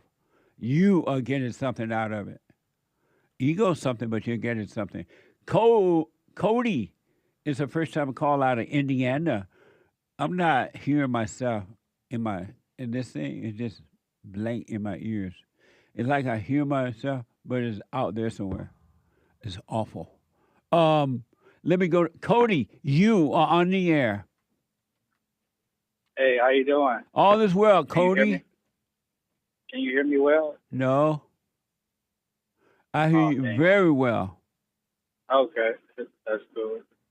Well, good morning. Good morning. And good morning. I'm a trucker. I'm currently driving right now, driving through Indiana. I just had a question on what would be your advice on how to get into radio for up and coming, like, wannabe radio person.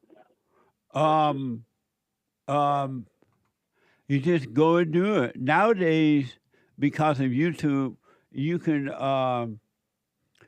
just set up something in your home and do it. It doesn't have to be fancy or expensive or big. Just get on YouTube and start talking.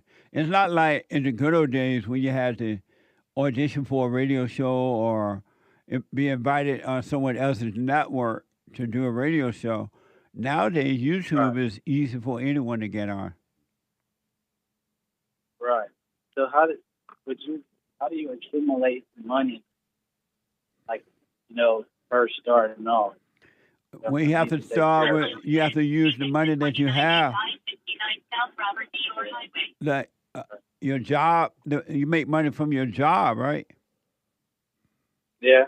You have to start with that, and then one thing will lead to another one. Okay. Just keep it simple. Keep it simple, and just take one step at a time. I remember when I started my janitorial service, I had no money. I had a job, but I didn't have a lot of money. And so I started a janitorial service because you didn't have to have a lot of money. And then one thing just naturally lead to another. Yeah, I didn't know you had a janitorial. Yeah, that's what I was doing before I started radio, because I started out in radio, and so I was doing that. But CODY, just start where you are, one day at a time, one step at a time, and it'll all work out. Thank you, CODY. I gotta take a break. Back in a moment. Thank you, CODY. Couldn't hear that well with all the noise.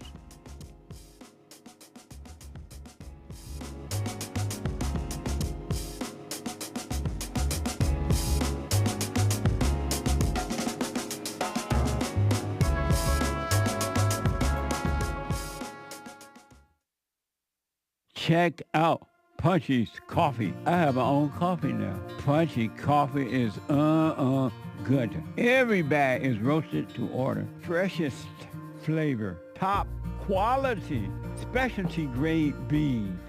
Good. Every dime goes back to Bar, my nonprofit.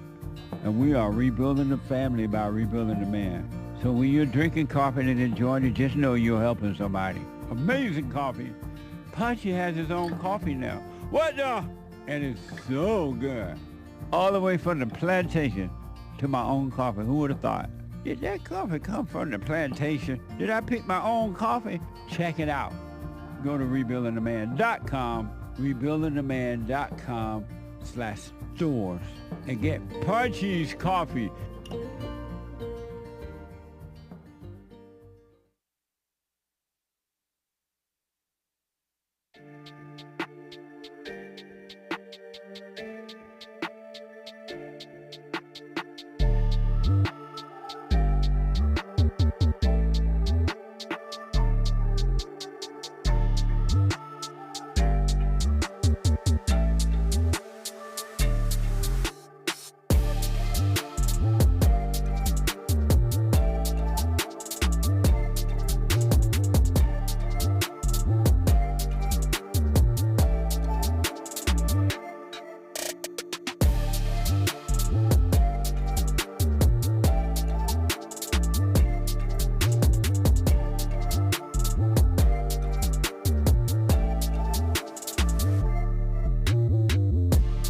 Okay, welcome back. 888-775-3773. I can do shout outs for you, all right? And don't forget to like these videos. I forgot to mention that. Like the videos. I can do shout outs on cameo.com/Jesse Lee Peterson, whatever the occasion is. Birthday, wedding, congratulations, anniversary, whatever. Go to cameo.com/Jesse Lee Peterson. Check out Punchy's Coffee. I have my own coffee now, and it's amazing. It is so good. Punchy's Coffee.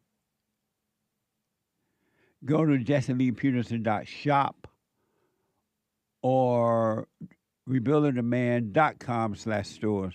And all the merch and everything is there, all right? Let me go back to the busy phones here.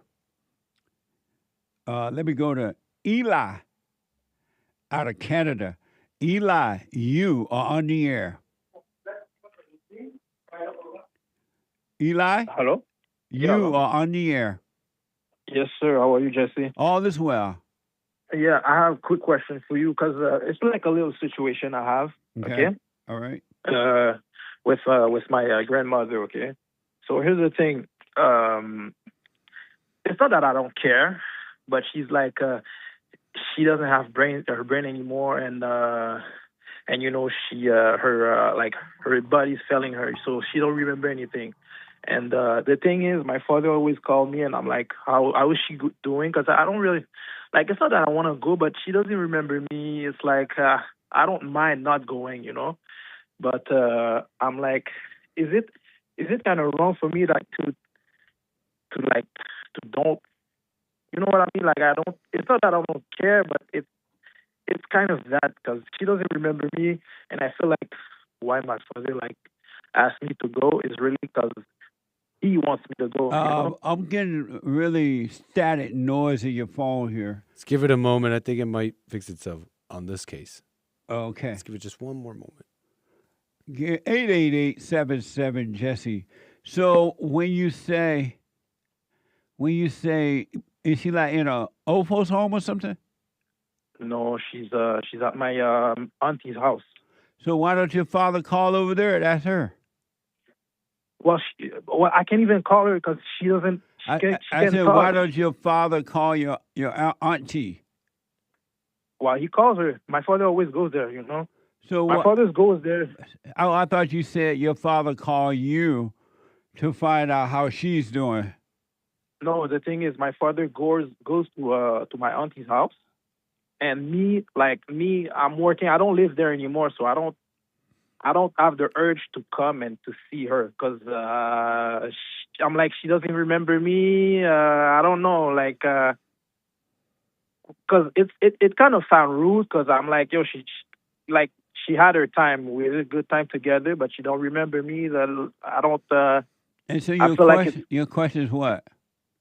like am I wrong for like not being urged to come to see her? Do you know? think you're wrong? Well, I don't think I'm wrong because. So then why is like, it a question for you since you don't think that you're wrong? Why is that a question? Because I talk to like when I talk to him, he's like, don't you think it's the right way to come and see her and stuff? I'm like, I'm thinking about it, I'll think about it, but I'm working and stuff, so.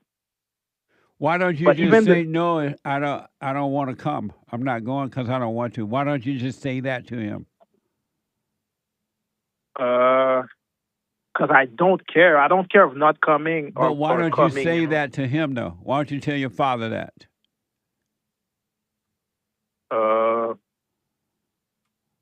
I don't know. I really don't know. How old are you? I don't know. I'm 30 right now. 30.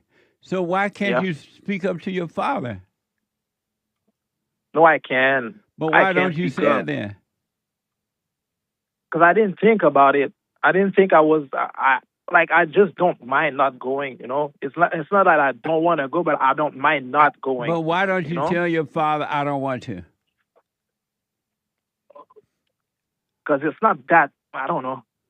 Because I don't feel like it's true that I don't want to go. It's just that I don't mind. It's like I feel like it's the pressure. I'm like it's more the pressure. Why don't you say that have to to your come. father? Stop pressuring me. If I want to go, I'll go. Why don't you tell him that? I didn't see it that way. It's a good point. But no, that's a question. No, but the question I don't know. I didn't see the question that way. But why didn't you see it that way? You know you don't want to go. You don't have time to go. You don't want to go. So you already know all that. Why can't you say that to him? Because I didn't really care. I didn't care. I was like. But why do you say that to him then? I don't know. I don't know. I didn't think about I didn't think about all that. It's like I'll go when I'll go, but.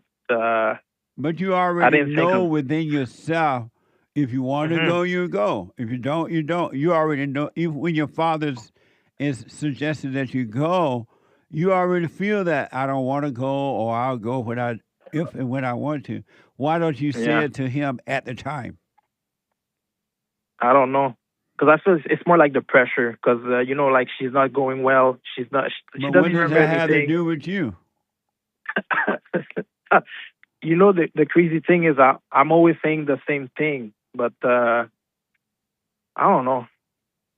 Maybe and the thing is, it's like you see the work, like you helped me a lot through the years, like in the way of seeing things, and my whole family entourage, they all do the same thing. Oh, she's not going well and stuff. Go see her and stuff. So I don't know. I was like, I'll go when I want to go, but why don't you my tell father, them that?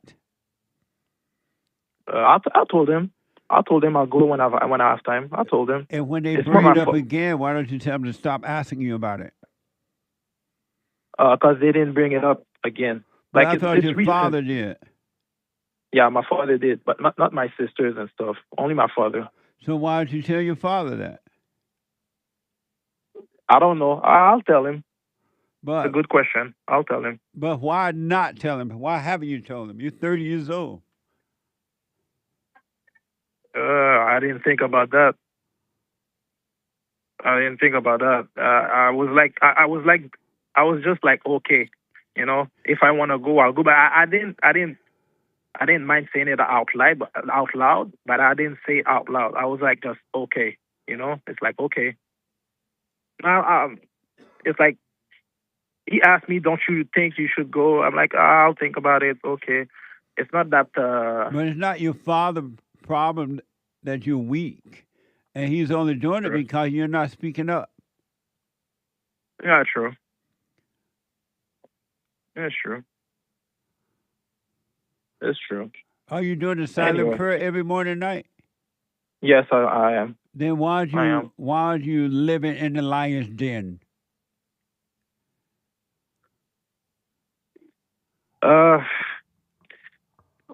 Well, it's not that I'm.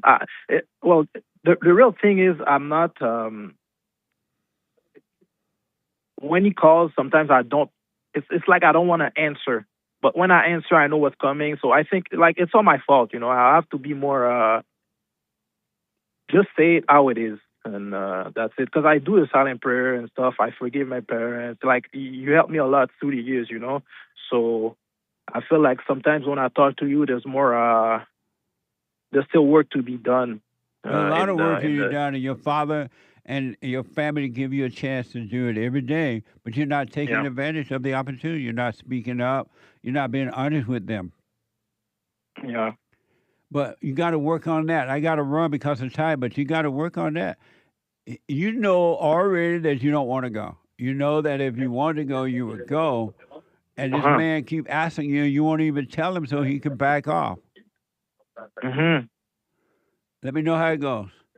That's true. All right, thank you. All right, Eli. 888-77-53773. Let me go to Canada and talk to first-time caller Jerry. Jerry, you are on the air. How's it going, man? All is well, Jerry.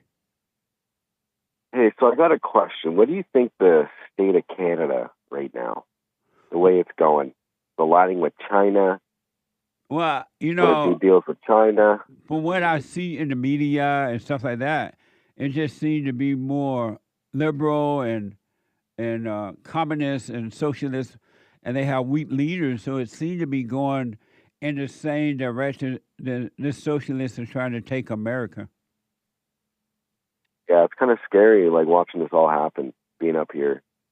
Yeah. There's like no other recourse other than just like let it happen, I guess. What are we supposed to do? Yeah, why don't you run for office?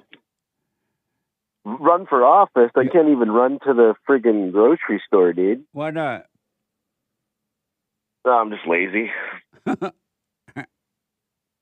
Yeah. Well, yeah, no, I'm not going to run for office. I don't know. I feel like, you should come to Canada. We'll give you citizenship, and then you can run, How old are you?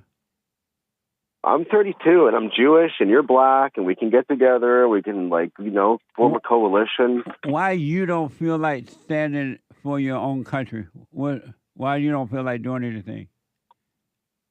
Well, I mean, if I were to stand for my country, I have to be on camera. I don't really look good on camera, for one. I don't like being on camera. Amazing. Well, definitely going to hell in a handbag is real liberal now. Thank you, Jerry. I got to run because of time. I appreciate it. Thank you, Jerry Shepard-Dean. I appreciate it. 888-77-53773. 888-77-Jesse. Super chat. Super chats. Over on YouTube, Moses Props. Are we able to pay him to be on longer? Great wisdom and conversation, Brother Bill. Yeah, Bill is smart. One of the smartest white men on this side of heaven. Amazing. Jason A.B., not sure what he's saying, but he says, white man, always on top bit. Thank you. Amazing. Thank you. Thank you, sir. Yeah. Walking Roscoe, never ask a black man to remember the title of one of the books he has written. I know. Scrunch face laughing. Love y'all. Stay with it. Black and slow is amazing. Thank you. Moses Props with another super chat. Long time, and I might have read this out of order, not sure. Long time listener, can we pay for Bill to be on for 2 hours or set a day for him to come on to set a fund up? Come on, set a fund up. He really likes Bill Lockwood. Yeah. I understand, but Bill is a teacher, and he has to go to work. Amazing. Thank you. Nice. The real You Jarrell. can listen to his podcast on Patriotic Pulpit on Spotify or YouTube, as well as Bible Studies with Bill Lockwood on YouTube. Yeah, Patriotic Pulpit, Bible Study with Bill Lockwood, and Our Part Church of Christ. Yep, he has articles up there. And then you can go to Ko-Fi, Ko-Fi. ko-fi.com/patriotic pulpit and support him there as well. Amazing. Thank you. The real Jarrell, do you know the such and such story from Alabama? And it was that old guy who died Before Martin Luther King? No, I only became aware of Martin Luther King and that church when they started that socialist movement. So I'm not familiar with him at all before that. Amazing. Thank you. Bobby Crackers bought a coffee. Blacks have made it clear. In order for blacks to survive, all whites must be destroyed. How do we live together? I am the villain in every non-white's life story. How do you fix that? Please do not make me fix this. They're the villain in all white people's story? White people are the villain in all non-whites stories. Don't hate them. Speak up, but don't be angry, and you'll be fine. Really, just speak up. And be careful because anyone, no matter who it is, male or female, whatever color, whatever money or no money, all victims are wicked and evil and cannot be, they'll destroy you. So watch your back, just don't be angry. They cannot see. Amazing. Thank you. Mike Young, hey, Jesse, when you get your reparations, are you going to pay off all your bills? I don't know. I have to wait and see, Mike. One never knows. Right. Yesterday, we reported that in San Francisco, California, that they signed this reparation bill. It has to go through other things, but they're trying to get reparation. And California never had slaves at all. What the? And Mike is actually responding to that. Thank you, Mike. But I don't know. I have to wait till I get it.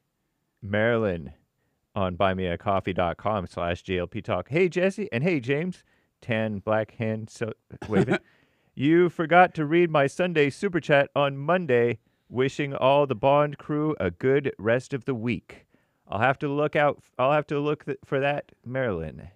Thank you, and apologies if that's true. Yeah, thank you. Possible. Thank you, Marilyn, and I wish you well this week as well. Thank you.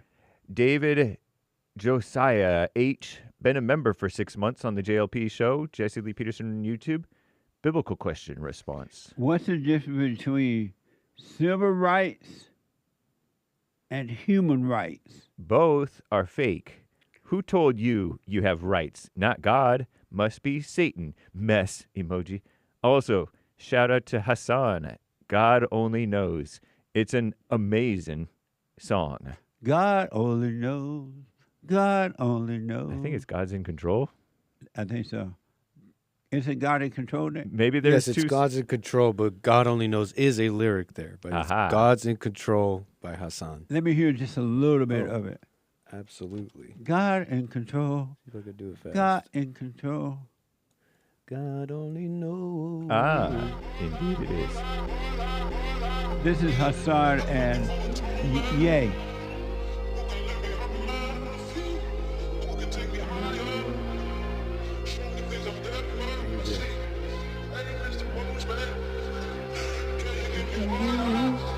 God's in control. That's Ye. God's in control. Now God's in control. God only knows. God only knows. Amazing. Thank you. Very nice. Yes. Thank you for the request there, Yeah. David Josiah. And Moses Prop says, LOL, lots of laughs. That's cool. But you and him together, amazing. Love you guys. Referring to Bill Lockwood. Thank you. Bill is amazing. Smart man. Indeed. And then I'm just looking for Maryland's recent supports. So 2 days ago, she said, wow, this fellowship was so deep. I'm speechless. There's so much to smoke on. Thank you, Uncle Jesse. You are greatly appreciated. And thank you, and thank you for your support as well, helping us to help others. Go to rebuildingtheman.com/church. Rebuildingtheman.com/church. It was amazing fellowship on Sunday. And I have to tell you, got to drop that anger. Anyone that has resentment or anger is evil, pure evil. And as the Spirit of Truth said, you cannot trust an angry person. An angry person is a murderer. So just don't hate them. They cannot see. They're in darkness. Satan is their daddy. Amazing. Thank you. And stay with it, stay with it, stay with it. If Art Ed says is what they call buying a coffee. Yes, it is. Thank you. Amazing. Chris, that man threw holy water on Ilhan Omar. He was trying to cast the demons out. JK, just kidding. We all know that was staged. She kept talking after instead of being rushed to the hospital. Unknown substance? Give me a break, says Chris. That was staged?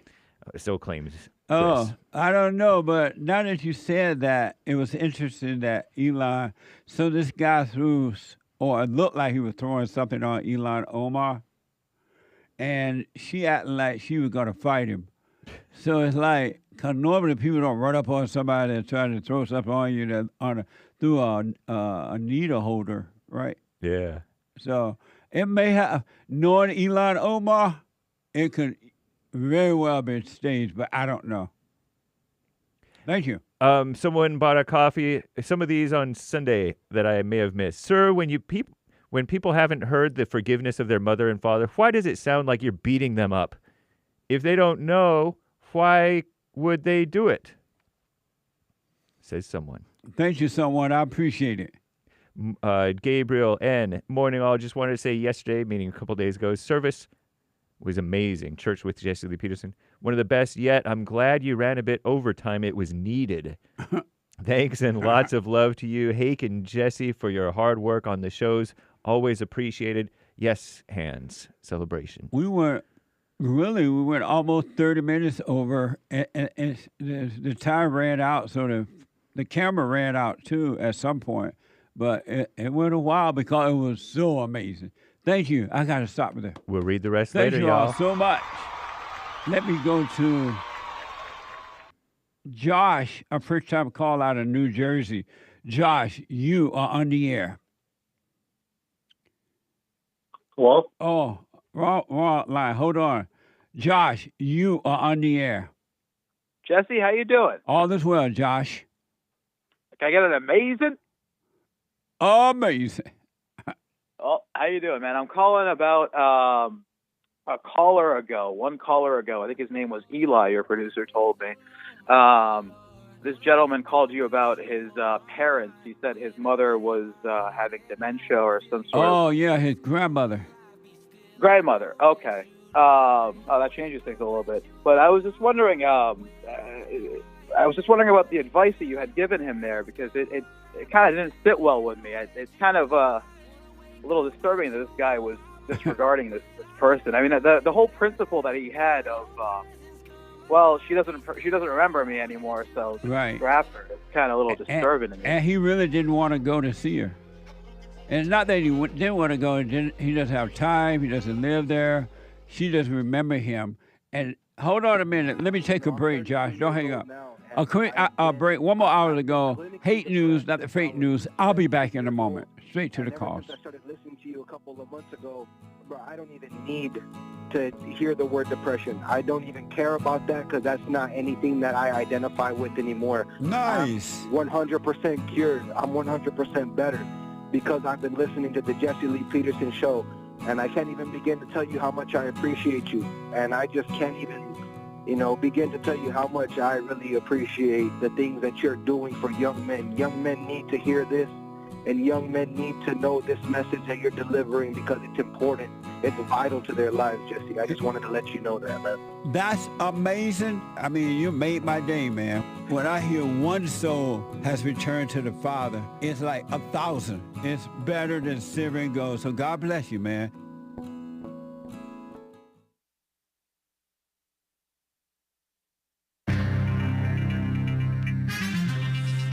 A whole lot of mess going on this here old world. And this is the end of hour 2 of Black Excellence. 2 hours of Black Excellence on the Jesse Lee Peterson Show, Wednesday, January 28th, AD 2026. And there is one line open, I do believe. Yes, indeed. You can call in right now, young or old, even during Hake News, not fake news, and JLP will be right back to your calls. All right? Your calls. And we'll get to more of your super chats. Much appreciated, y'all. And sweet. And after the Jesse Lee Peterson Show, the Hake Report. And then after the Hake Report, American Anchor Baby. And after American Anchor Baby, you get an hour off. And then Punchy TV today, Wednesdays, 2 p.m. Pacific, 4 Central, 5 Eastern, live, hosted by the main man, the producer, Kurt, who is white.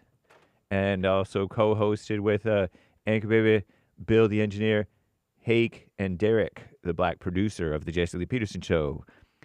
Interesting shows, I say. Now, Commie Nonsense Network, CNN reporting on that severe weather, the death toll from this past weekend's winter storm in the so-called United States of America has risen to at least 30, say officials. And I had reported that yesterday from far left AP, right? Damage from ice and bitter cold. I saw a highway patrolman or something slip over there in like Nebraska or somewhere.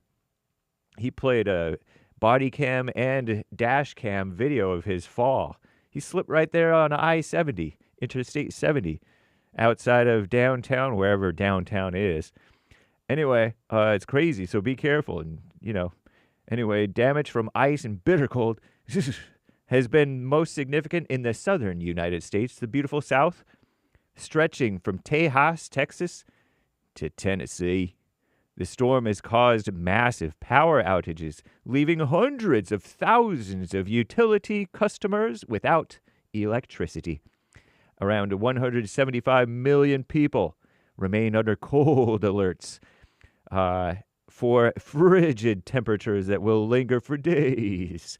The brutal cold setting new daily record lows in the plains and more record lows expected in the south and the east for at least through this week. Woo. And crews working on to restore power in Nashville on Sunday. It's crazy. Social media trial.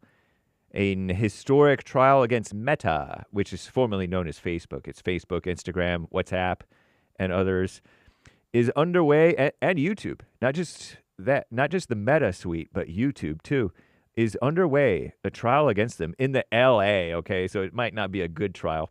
In Los Angeles, could have major implications for the future of social media. The landmark case calls Commie Nonsense marks the first time the two social media giants must defend themselves against claims that their products harm young people's mental health. So this is a trial to make it worse, right? Before a jury in the court of law. Is it because they promote the LGBT agenda to kids? I doubt that that's the issue. Is it because they promote the Black Lives Matter anger, evil agenda to kids? I doubt that's the issue. For years, parents, advocates, meaning degenerates, so-called health experts, and teens, also silly, have warned that social media can get young people hooked on scrolling. Well, that's true. And that's not just kids. That's everybody. It can enable bullying. Lord. It can disrupt sleep. Indeed, if you don't make sure you put your phone down and all that stuff, and expose them to harmful content. Tech executives. Harmful is kind of a liberal word, but anyway, tech executives have repeatedly been hauled before Congress, but their companies have faced few consequences or regulations in the United States. What a mess, huh? Any excuse to clamp down and push control by the evil control freaks. Epstein files being released or not. The so-called Justice Department said in a court filing Tuesday they expect to release their Jeffrey Epstein-related files soon, though no date set. The department facing enormous pressure to release all of its files because people are dumb. I'm James Hake. Now back to the Jesse Lee Peterson Show. Manhood Hour 3.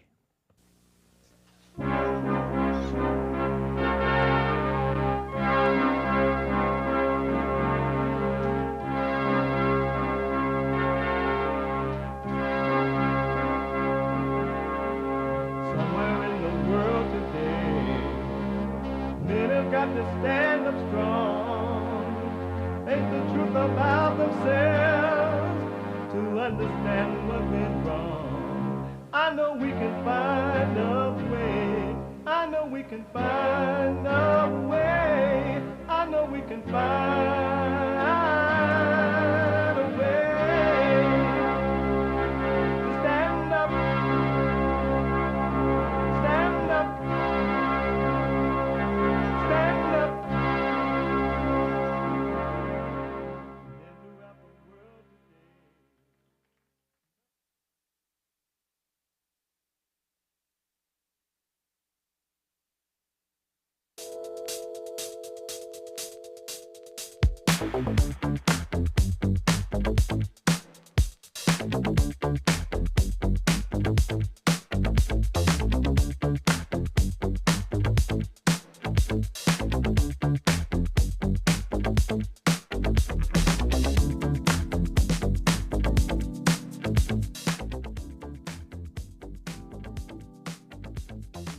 Okay, welcome back. 888-77-53773. 888-77-JESSE. We are rebuilding the family by rebuilding the man. We're also uniting the races with truth instead of dividing them with lies. And you can get involved by calling 888-77-JESSE. My biblical question: what is the difference between civil rights and human rights? What is the difference? No one has been able to tell me yet. What is the difference between civil rights and human rights? They throw it about like there's a meaning to it. And I can't figure out what's the meaning. We have every way that you can watch and support the show listed on JesseLeePeterson.com/show. JesseLeePeterson.com/show. And if you're out and about and doing whatever it is you're doing, you just can't sit and watch the show, you can podcast and listen to it on your phone as it is happening by calling the listen line on Talk Stream Live at 605-615-4131. 605-615-4131. And to donate and have your comments read out loud, go to buymeacoffee.com/JLP Talk, buymeacoffee.com/JLP Talk, or Bond JLP Cash App. Bond JLP Cash App. There is an order to life. Whether you like it or not, accept it or not, or know about it or not, it still exists. And that order is God in Christ, Christ in man, man over woman, and woman over children. If that is not in operation, man is still over the woman, even if they're not married, by the way. I intend to mention that. And when that is not working, look at what happens. It's amazing. So, every Wednesday, last hour of the show is Manhood Hour. What is a man? What is a man? It's an adult human male. Manhood. Hillary or President Trump? I voted for Hillary Clinton. Beta male. A man is a male who turned to man. Alpha male. Live right, be right, and lead the way.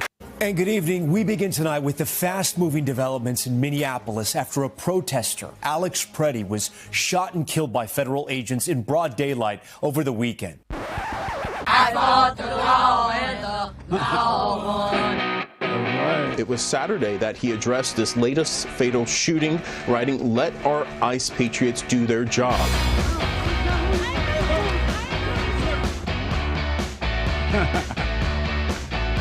And now right here we're showing you video we have immediately after the interview finished. Plichta was arrested by 2 Grand Rapids police officers.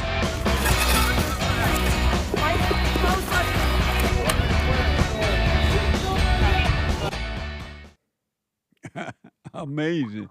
Thank you, Anchor Baby. You fight the law gonna win. And it's your fault, your problem, that you went out there and got in the way of the law doing its job. And if you get in the way and something happens like that, ain't nobody's fault but yours. You have no one to blame but you and your daddy, the devil. Because he's encouraging you to go out there all for the thrill of it with so-called amazing. So it is Manhood Hour. And before I go quickly back to the calls, it's Manhood Hour. And I suggested this morning for those who are working on themselves that you go into the lion's den.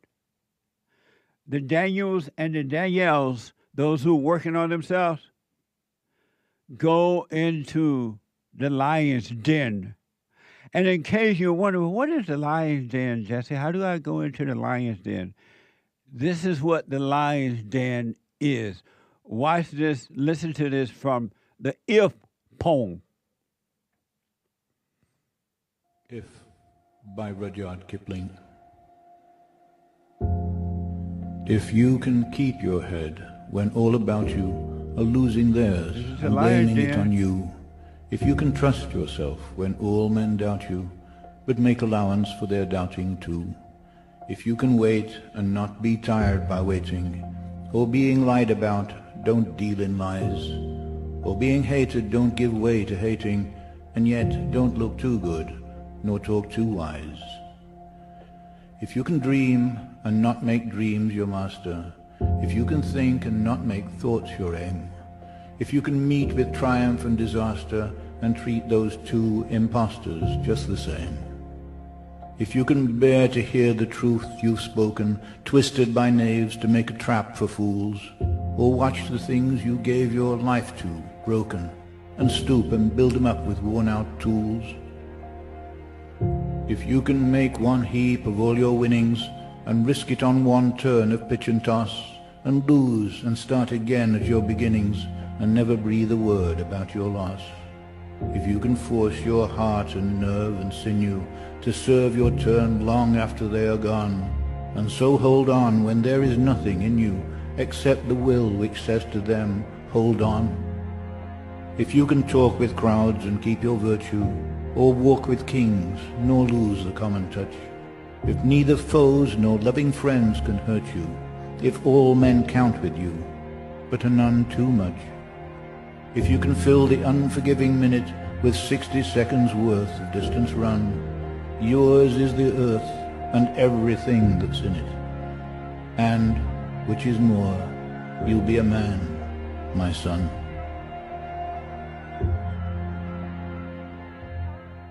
That is amazing. That's the lion's den. Are you willing to go into the lion's den and become a Daniel or a Danielle? You got to go into the lion's den and stay there. And one day, I promise you, you can walk out a free man or a free woman. But you got to go into the... Isn't that amazing, Nick? Did you know that was the lion's den? I knew without knowing. That's what it means to be enter into the lion's den. This is why Daniel, the lion could not touch him. And the lion was like, what the? We want to eat him up, but we can't. We want to attack him and kill him, but we can't. And Daniel walked out of the den, and the people like, what the? And I promise you, if you get into the lion's den and just stay there and go all the way through it, you'll walk out, and the people be, what the? But you got to do it, and you got to stay in there. And you can't complain. You can't cry to mama. You can't cry to anyone. You got to go through it. And you have to go into the lion's den by yourself and go all the way through it. For those who want to be free. Josh, I want to go back to Josh out of New Jersey. And Josh was commenting on Eli's question about should he go and see his grandma who has Alzheimer's. And so she doesn't remember him anyway. And his father keep asking him to go, or when you going to go see grandma. And Josh, you want to respond to that. Go ahead. Yeah, I think you got to take care of, you got to have these people in you have these people in your life for such a long period of time, and you don't want to regret these things when you're older, because you're going to remember these people more than you remember the shift that you had worked. And you said, remember these deeds too. I'm sorry? And you'll remember these good deeds as well. What good deeds? Seeing a dying old woman, even though it's probably, in some ways you might think it's meaningless. How is that a good deed? Oh, you have no family. I mean, you can, if you think about it, Jesse, a man has a finite amount of people that he'll ever meet and that he'll ever get close to and that he'll ever relate to with blood. And that's when you're up there in age, that's the point where that really will start to get tested. And why? How much people care about you. Why? Because you're lonely. You're lonely? Yeah, you raise all these kids, your grandkids, and those dividends don't pay at that age. And why are you lonely? Terrible. I don't know, Jesse. You know what? Maybe lonely was the wrong word. But you said that it bothered you a little bit, the advice I gave him? Yeah, it kind of felt. You know what? It didn't bother me, the advice that you gave him. I felt a little incomplete to me, is what I meant to say. I mean it. What does that feel like to feel incomplete? I wish you had given the guy a little bit more than go stand up for yourself, which he definitely needed to go stand up for himself. Right. So why you wish I had not told him that? I mean, more than that, since that's what the problem. He's not saying to his father, I don't want to, or if I want to, I'll go. Why was that not completed? I think you should have informed him a little bit about what God has to say about our family members. What did God say about it? Oh, I don't know. I can't speak for the guy. But then what would I have told him then? You said that I should have told him what God had to say about it, but you don't know what God... So how do you know God would have had anything to say about it? I think he would have said something virtuous about it. I can't speak for God. But then God sent his only son to separate the family, not to unite them. So do you think God would have wanted him to go see grandma and he didn't want to go? Jesse, I'm not a very well-read man. Oh, but so you're just throwing out stuff? No, I want to talk. I want to chat with you. Really, I'm most excited for this. Let me tell you why. Because that stuff, that conversation is all beta. I'm really excited for the man hour. I was looking forward to that. I didn't know when that was going to start. I know that's the last hour of the show, but that's actually what I want to talk about. Do you have any man discussions lined up? Have you? So you don't have any question or anything? Well, I wanted to discuss that, but now that it's the man hour, I kind of want that's a topic that I actually really wanted to talk about. And what do you want to say about it?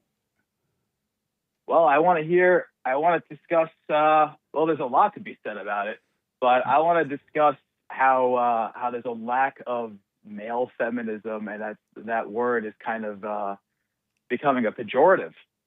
It's becoming a disgusting word to some people.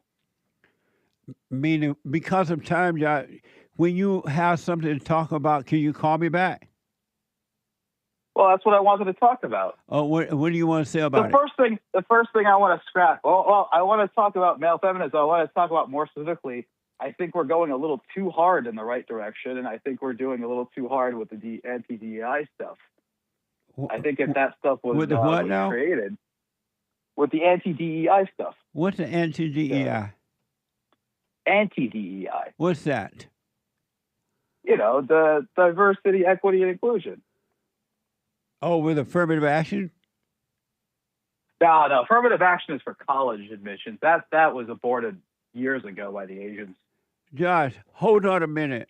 Let Daniel get your thoughts for me, and that way you could be clear, because you kind of all over the place, and because the board is smoking, I don't have a lot of time to play. So, Daniel, find out what he wants, and then so he can make it clear for me. Don't hang up. He just need to make it clear for me. Let me go to Terry, a first-time caller out of California. Terry, yes. You are on the air. Yes, sir. I'm calling to ask you a question about how the complex of Christian religion is being weaponized against the average males, and it's kind of like forcing people's into monogamous relationships. That I was listening to your conversation, because it's all playing a part.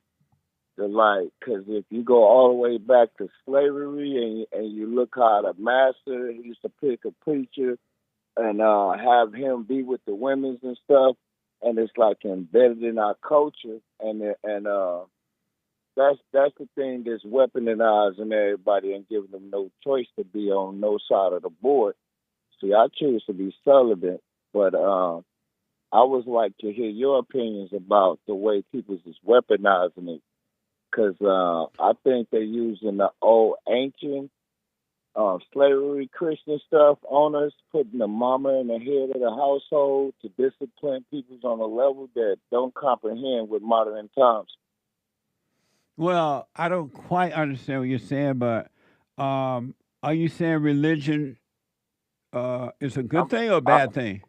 Oh, religion is the only thing. It's the only thing that brings peace and balance to humanity. But I'm just saying. But religion has never brought peace and balance. It never has, and it never will, and it cannot.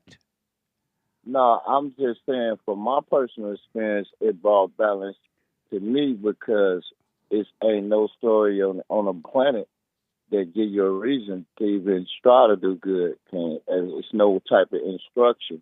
It's like, I see Christianity as a lesson that teaches us why we shouldn't do bad.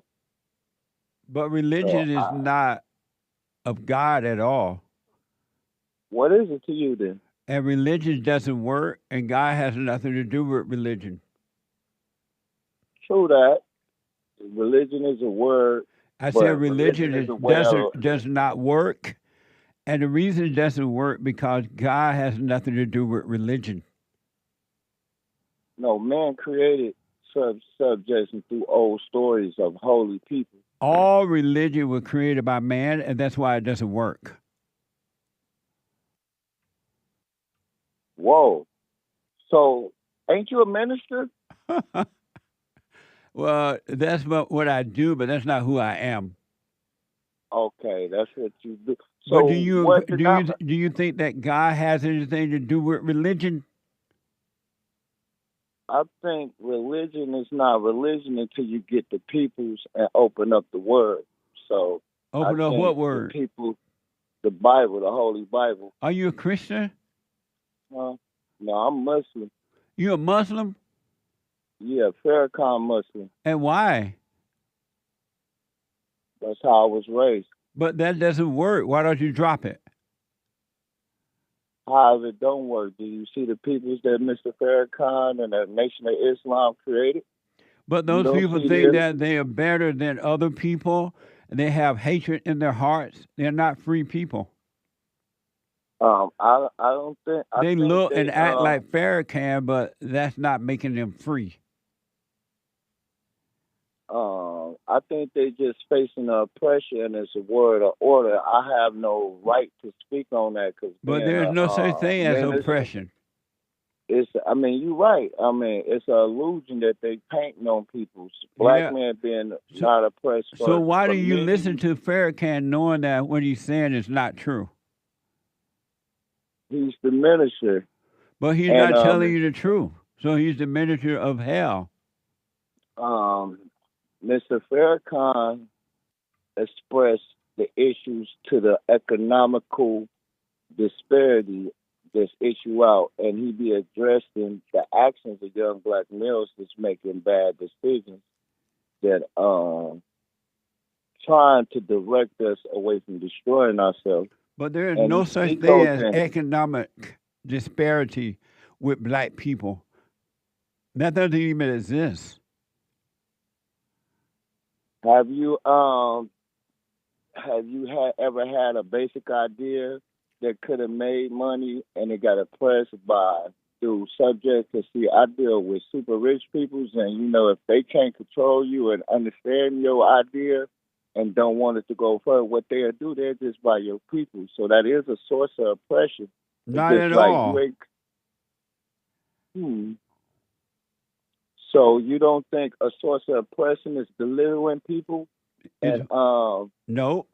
shunning them all, shunning them all? Nope. So what is economic disparity to you? It doesn't exist. Some things are so terrible you have to create words to even express yourself, and words don't even exist. But black people words, not. Words, wait. Black Words people are just not economically oppressed, and they're being lied to. And I promise you, That's if they true. ever take That's control, if they ever take control of their own lives and stop identifying with Farrakhan or anyone else, they will have all they need and then some. You so right, sir. So You Farrakhan right. is lying to them. Why do you listen to Farrakhan? If you don't come from nowhere, if you can't get nowhere if you don't know where you came from. And Mr. Farrakhan is really explaining issues that been around and they not seen. See, it didn't drop back to the cuts to a whole nother level. See, the difference why they really somebody could even say that ain't true. The only difference in this time, the reason why they can say that, because they even do that to white peoples and all peoples. Anybody can get that blade. So it's no line. Anybody can get what blade? Anybody can get depressed, get pushed to the side, blackballed. But anyone that's impressed or feel pushed to the side, they're feeling that way because they're wicked. But you said you don't believe in God, so how? I didn't say I didn't believe in God. You said that. I said Christianity is not of God. Not of God? No, God has nothing to do with Christianity. So what is your Or denomination? any religion. It has nothing to do with Farrakhan religion, Allahu Akbar religion, Christianity religion, Jewish religion. God has nothing, Mormon religion. God is not in religion at all. Oh, I was just wondering, what religion is you into? For conversation's sake, I would say that I'm a Christian, but I know that God has nothing to do with religion. Oh, I see you're educated, sir, man, and just know. I feel it. No, I'm So- not educated. I'm black and slow. I'm not educated at all. So I went to high basically, school. No, you I smart. went to You high smart enough school. to- I went to you high smart enough school. to play that role. I I finished- don't believe that. Terry, I finished high school, then I went to junior college for 1 year because I wanted to get me a white woman. And No. and once I got the Hey, white hey, woman, I dropped out. But I feel like you're a Christian when it's good for you. no, I'm good only a times. Christian for namesake. But God has nothing to do with religion. any form of religion at all. And that's why, if you notice, all religious people, no matter whom they are, who they are, whom or who, James, who they are, their hearts are wicked. They have no love. Yeah, it's no doubt about that when you just go through the history. Do you love white people? Huh? Do you love white people? I love all peoples. How And I about don't white believe people? because it's no such thing. How you don't love white people? It's no such thing as a white person. And what do you call them then? A European, white is a title. What? It's not a race. White is a title. It's not a race, and I can prove it to you. Do you love the Jews? Go to. Do you one of love your the Jews? Nigerian friends. You talking about the Europeans, or you talking about Pacific? You talking about the Jews? Do you love the Jews, Terry?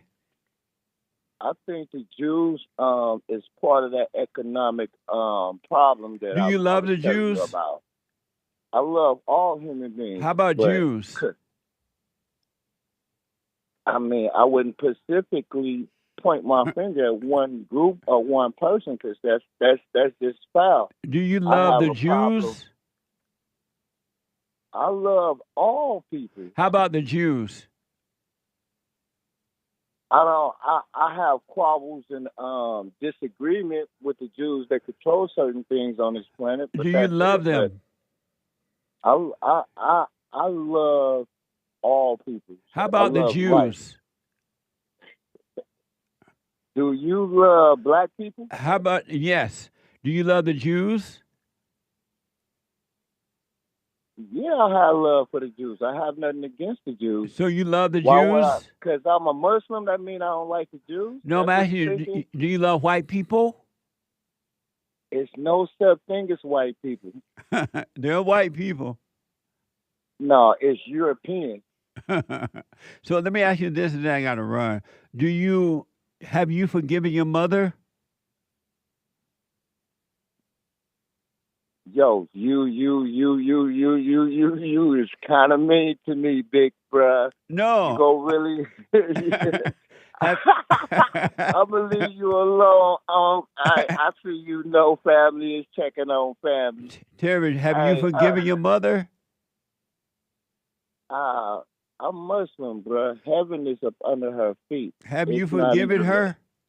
Hear me out. I'm Muslim. Heaven is up under her feet. It's nothing that a parent can do wrong. It's just her. It's just what she's doing to try to keep us safe. But no, heaven is not under her feet. Hell is under her feet. Heaven is above. Now, her whip is on my neck, but her feet is where heaven is. Her feet is where hell is. Heaven is above. Have you I forgiven will- her, Terry? I get her. Man, I never blamed her. Have you I was just forgiven trying to her? Fight for her. I was just trying to fight for her. Have you forgiven I never her? blamed her. Yeah, she can't do nothing wrong in my eyes. I just told you, heaven is upon her. Was she feet. perfect? No, nobody perfect. Was your Jesus mother was the only one perfect? perfect? Jesus was the only one Was perfect. your mother perfect? She still is. My mama's still living. Is she perfect? No, she's a beautiful black woman that found a way for us to make it this far. Is she perfect? Perfect in the way that kept us around. Why haven't you forgiven her? I've been forgave my mama. Did you tell her? Did you tell her? She already know that. Why haven't She you know told your mother you forgive I her just for got what? off the phone with my mama and was just checking on her to make sure she didn't need nothing. Terry. Before I called you. Terry, why haven't you forgiven your mother for what she's done to you? Because she didn't do nothing. She just fought for me, and we ended up bumping heads. What do you mean she fought for you? Just like that. But then why would you bump head with her if she was doing the right thing? No, she was being intimidated by people I couldn't get to. Terry, let me tell you this. I appreciate your call. I want you to call me back, but I want you to encourage you, forgive your mother for recreating you in her image and then forgive your father for not protecting you from your mother. Your father loved you. He just didn't know how to deal with your mama, all right? Yo, I respect it, big bro. I'll call you probably tomorrow. All right, buddy. 888-77-JESSE. A quick break. Oh, the treasure chest is now open on D-Live and scratch off on Pules.net. Back in a moment.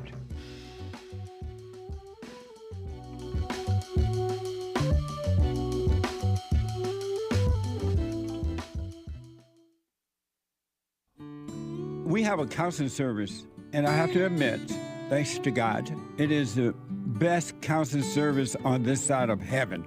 I counsel with men and women, families, individuals around the world. Most people are unhappy, they're miserable, they have rough lives, they're depressed, suicidal, young and old, of all races. I understand, I know why, and I do understand it. Because exactly what's happening in me is happening with everybody outside of me, inside of them. And I've noticed that with those who really, really, really want to understand, they overcome it just like that, out of one counseling session. If you need counseling, you can go to rebuildingaman.com or call 800-411-2663. 800-411-BOND. Best counseling service on this side of heaven.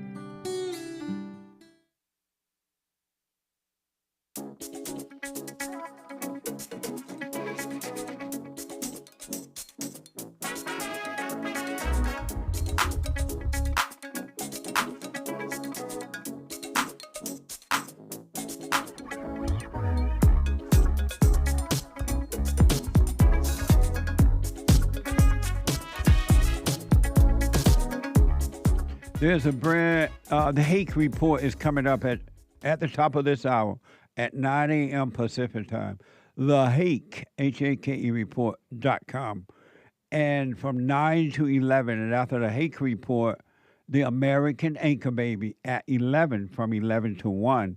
And then at 2 p.m. today, brand new episode of Punchy TV. You don't want to miss this.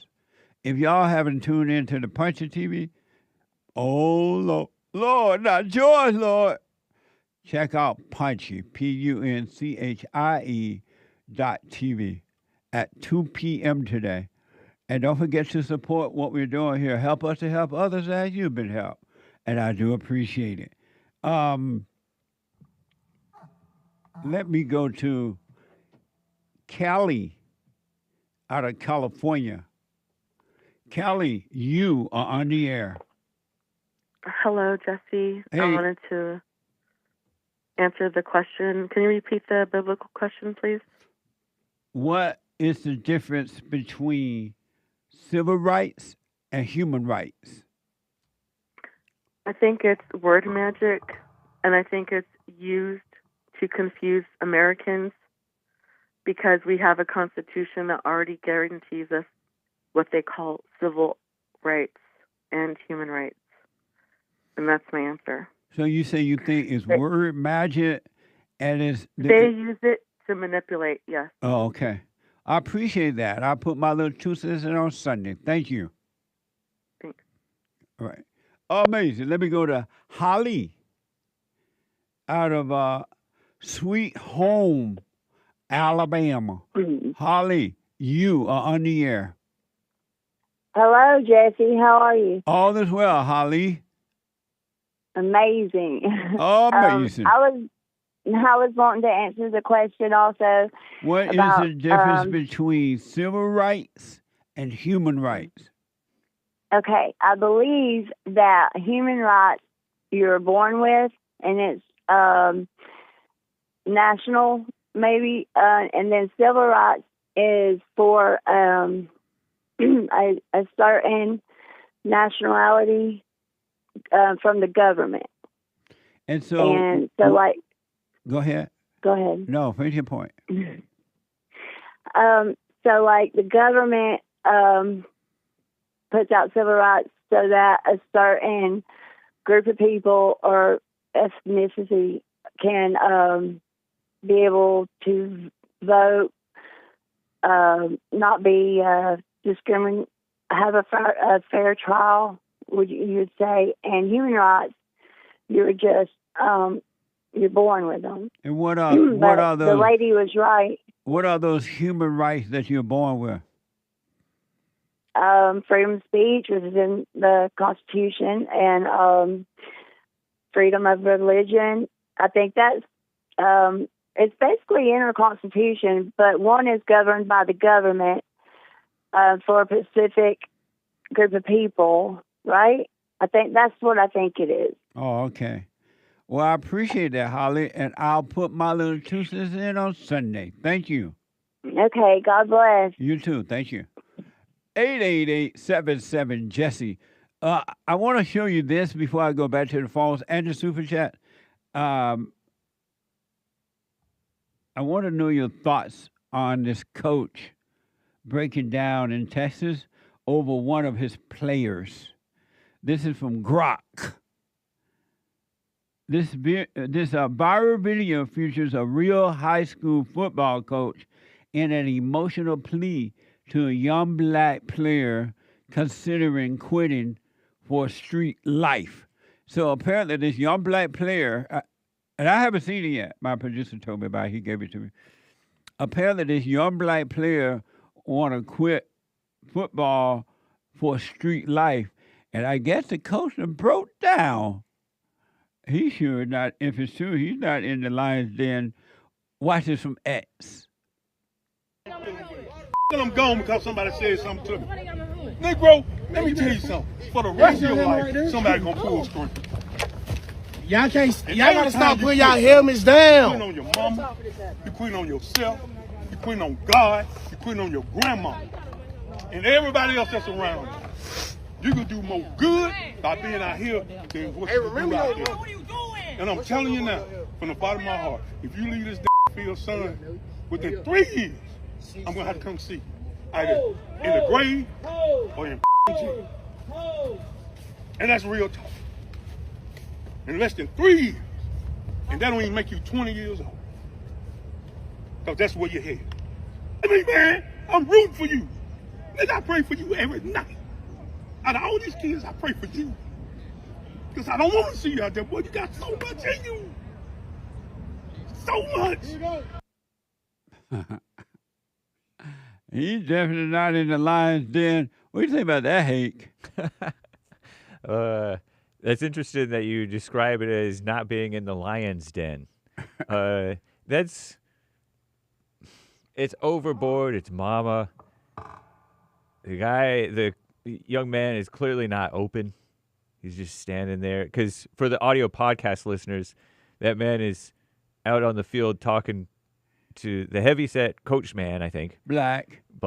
Talking to the young black guy. Black young man. Probably 16-ish. And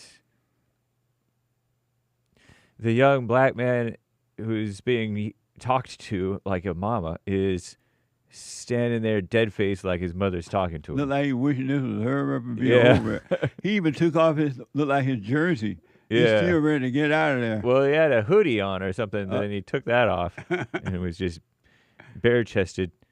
And the guy's screaming at him about going to be in jail or dead. He sounded like he was crying. Mm-hmm. Mama. I pray for you out of all these kids. No wonder that boy want to quit. He praying for him. Uh-huh.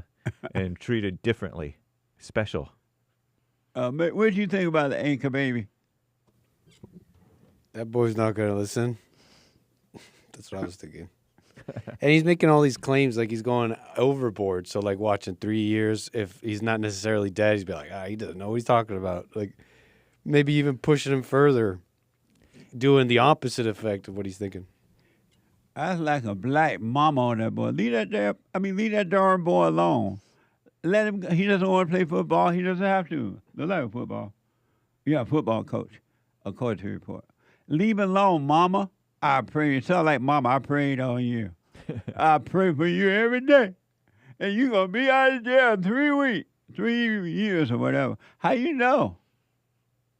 Kind of pushes. You gonna push him into the grave? Pushes him away. Yeah. And this boy not even interested. He's just standing there looking like, Lord, when is this gonna be over? This man sound like my mama.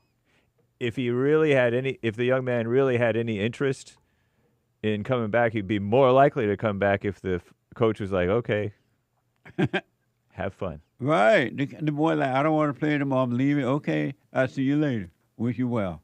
It's kind of like a man or a woman begging the man or the other woman or man in a couple type of thing to stay. No. The type of person this works on anyways is like an emotional kind of loser person anyways. So that wouldn't have gone right ever.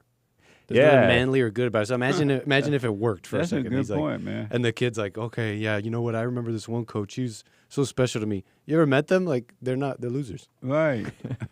That's probably why he is special to that coach, is because he is kind of self-led rebel. Bingo. Good point. Amazing. And these grandmama and mama always talk about they praying for somebody. Oh yeah, he said you're letting down God. You're giving up on your grandma. Right. And mama, everybody. God don't care if you play football. Shout out, black people. God's not missing one snap if you're on the football field or not. So the ones who are not lost are as lost or more lost than the ones who are going lost. And grandma don't know what to pray for. Grandma just a lot praying to the devil. The coach is as lost as the player. Just like his mama. And one other quick one. And this is a bit from Grok. This is one that's interesting too. I want to know what you think about this one. I bet a lot of emotional people saw that coach crying and carrying on like that. They're like, oh, he really cares. No, he doesn't. That coach getting a thrill, a mama thrill, pretending that he cares. If he cares, he'll let the boy go. Okay, see you later, Johnny, whatever his name is. That is so black culture, too. It is. That's why it's all messed up. And they think that's the solution. Yeah. They really do. What? This is another interesting one from Grok. A black woman didn't listen to her friends, and now she's married. This is from Grok. The video captured a woman pleasantly displaying her wedding ring to friends at a lively gathering, narrating how she disregarded their warning and against their warning against cooking, doing laundry, and funding dates, resulting in her marriage. She didn't listen to her friends, and now she's married, watching some X. Oh, okay. They told me not to make his lunch. Oh, okay. They told me not to fold his laundry. They told me not to pay for dates. Okay. Take me through there. They told me not to make his lunch. Oh, okay. They told me not to fold his laundry. They told me not to pay for dates. Okay. Take me through there.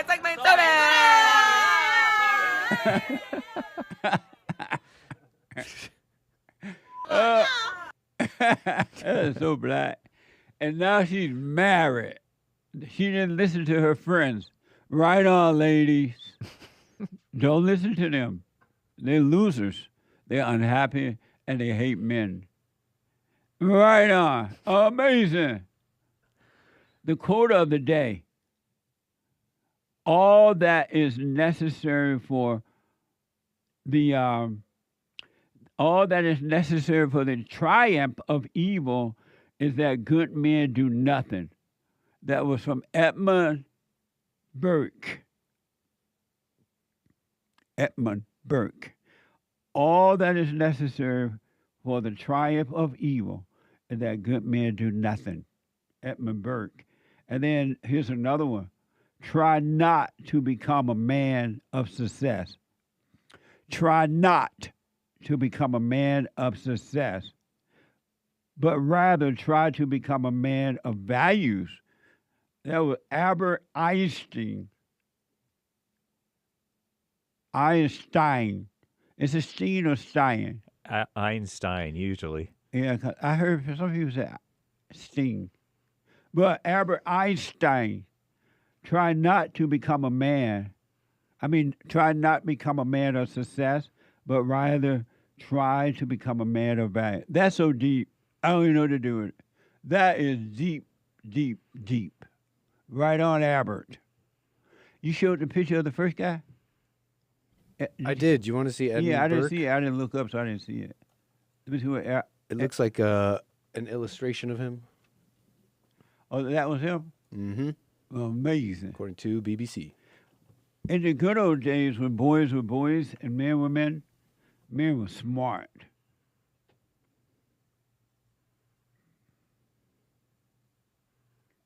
And I want your thoughts on this man's reaction.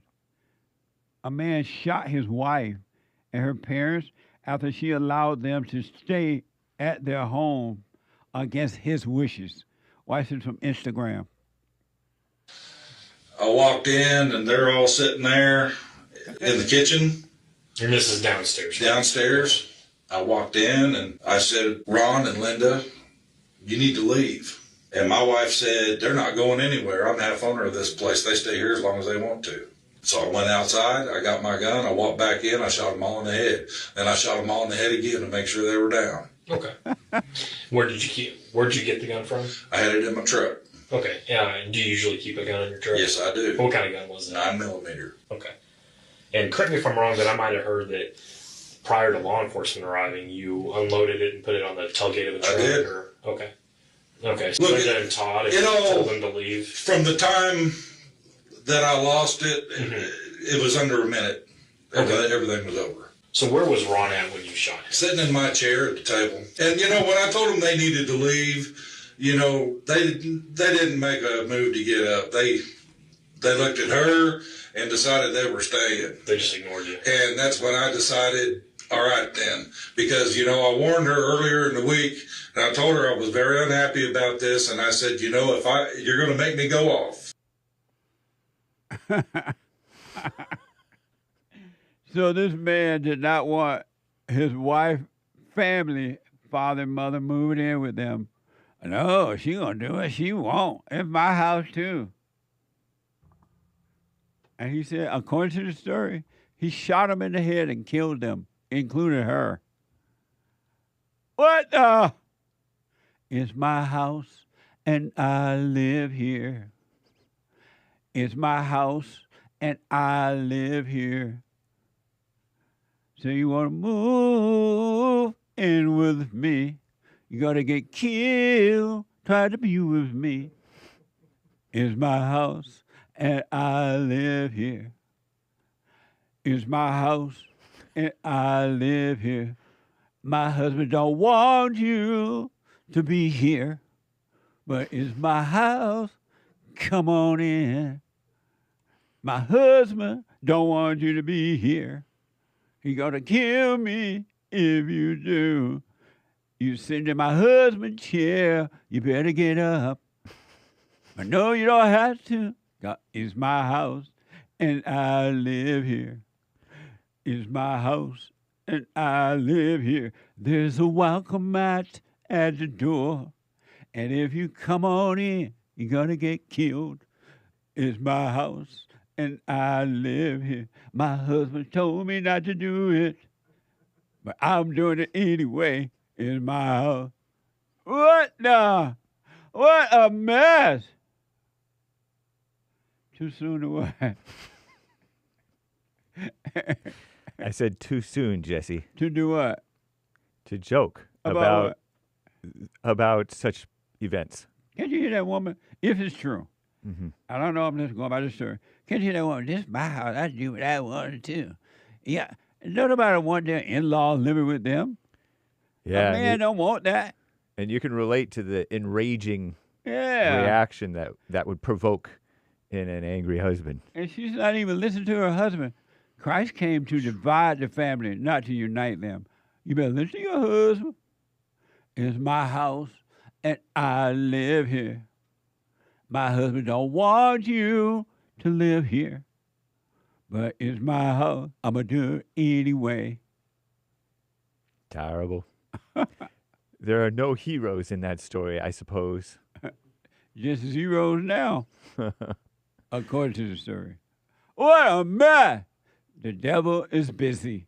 Rick, out of Hampton, Virginia. Rick, you are on the air.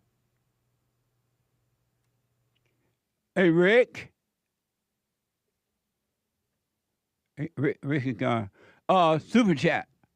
What do you think about that story? That story? No, what do you think about it? I think that it's a terrible and relatable story. Not that I've experienced anything like that necessarily, although I have witnessed and experienced firsthand like the disrespect of a woman. But that's terrible. And what's terrible about it? That murder seems wrong. And What? then also disrespect and disobedience also seems wrong. What's the word that if it's true that he shot them, or what's the word that if it's true that he shot them, or if it's true that the woman disobeyed him by not, he told her not to bring her family, her parents into his home to live. I really couldn't say. Which is worse? Well, the worldly, obvious intellect in me wants to say but there's not a pull in me that wants to say that the murder is worse. But murder is like obviously more permanent in this life.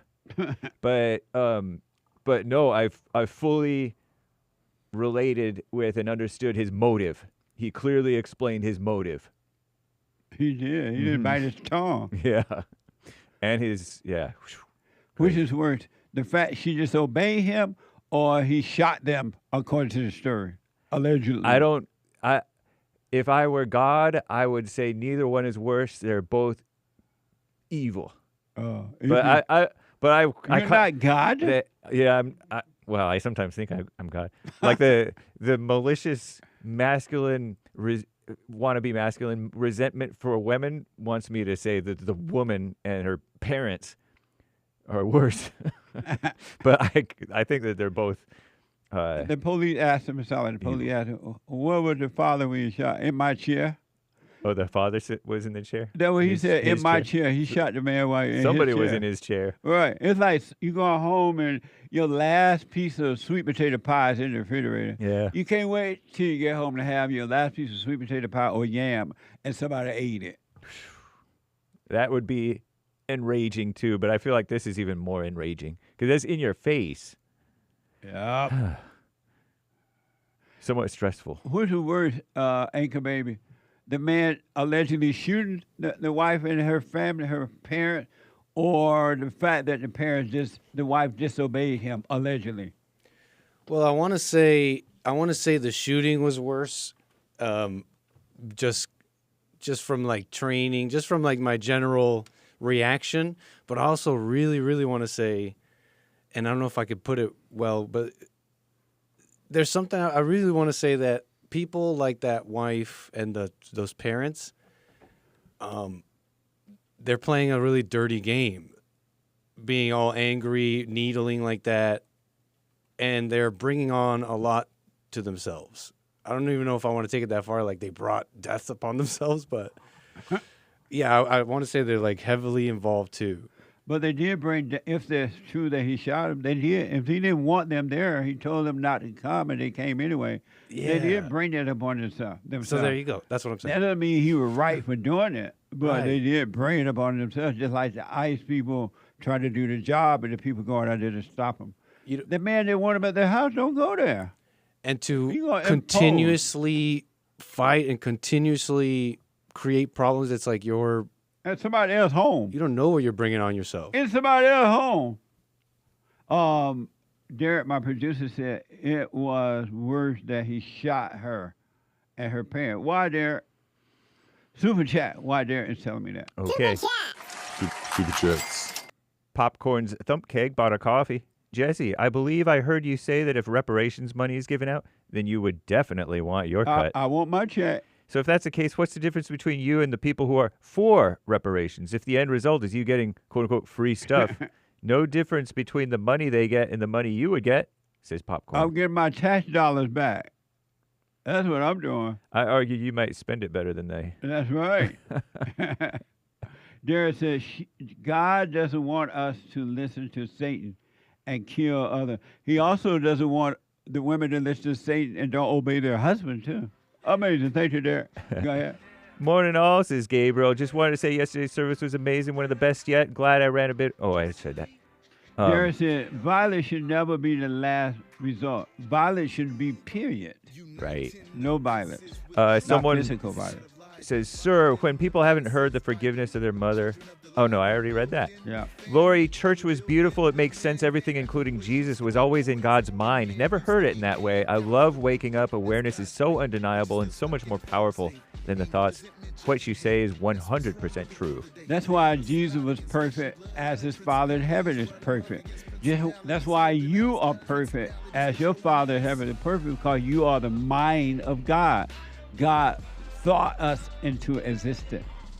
Amazing. Thank you. Anthony L. with a cool cityscape sticker, and R. Galunas with a nice microphone sticker. Thank you. Cloud Bop's been a member for a month. Love y'all. That is all. Heart, shout out, chat. Thank you, Cloud Bop, and appreciate your support. Asia, hi Jesse. The bonehead mistake was signing a lease without visiting the property. Pictures looked promising, the price was right, but on move-in day, the place doesn't look like the pictures. It looks like a ghetto. If I break the lease, I will have to pay 2 months rent. Not sure if I should suffer until my lease ends or find a new apartment. What you think, Jesse? She Black? What the? Who's that from? Asia. I don't understand.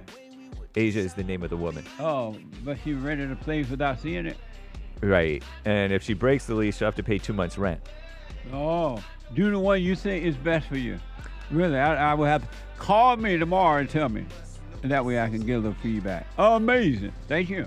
5 from Eric Ego says, once everything falls into place, I'll feel peace. Spirit says, find your peace, and then everything will fall into place. Go into the lion's den. Amazing. Thank you. Mountains 99, good stream. Amazing. Thank you. Larry H. Civil rights are for minorities, and human rights are for everybody. That's Thank you. I'll put my 2 cents in on Sunday. Respond to the biblical question. Fazul, Jesse, what does the great white hope have to say today? Let me see, guy. Get him in time. The time don't give me time. First Amendment, nobody loves it better than me. Nobody. Who uses it more than I do? Amazing. Thank you. Bibby42, I went to see my grandma on her deathbed when I was 12. She had Alzheimer's, and I didn't know who the heck I was. And she didn't know who the heck I was. Yeah. I was like, what the? What the? Amazing. Thank you. Rumble rants from Pastor Chatelet. Beta male feminist. Bah, go home to mommy. I'm telling you, what a mess. He also says, that didn't sit well with me, Reverend. Let me, a beta male mommy's boy, tell you how the cabbage gets chewed. Amazing. Thank you. Craig D. on the BQ, the Constitution protects our God-given rights. The Constitution gives rights to no one.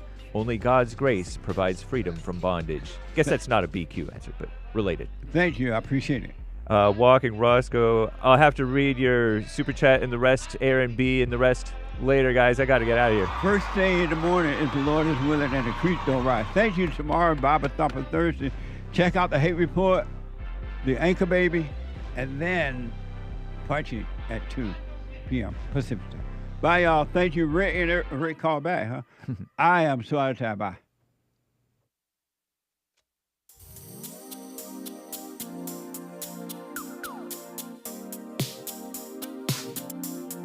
The views, information, thoughts, and opinions expressed during this show are the individual's own and do not represent the views, thoughts, and opinions of the JLP Network or Bond. Their appearance on the program does not imply an endorsement of them or any entity they represent. The material and information presented here is for general information purposes only. The JLP Network and Bond name and all forms and abbreviations are the property of its owner, and its use does not imply endorsement of or opposition to any specific organization, product, or service.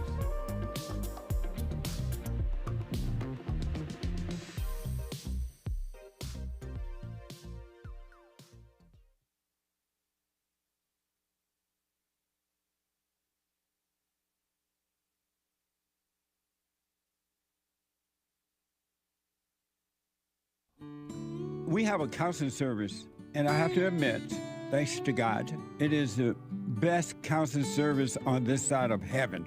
I counsel with men and women families, and individuals around the world. Most people are unhappy, they're miserable, they have rough lives, they're depressed, suicidal, young and old, of all races. I understand, I know why, and I do understand it. Because exactly what's happening in me is happening with everybody outside of me, inside of them. And I've noticed that with those who really, really, really want to understand, they overcome it just like that, out of one counseling session. If you need counseling, you can go to rebuildingtheman.com or call 800-411-2663. 800-411-BOND. Best counseling service on this side of heaven.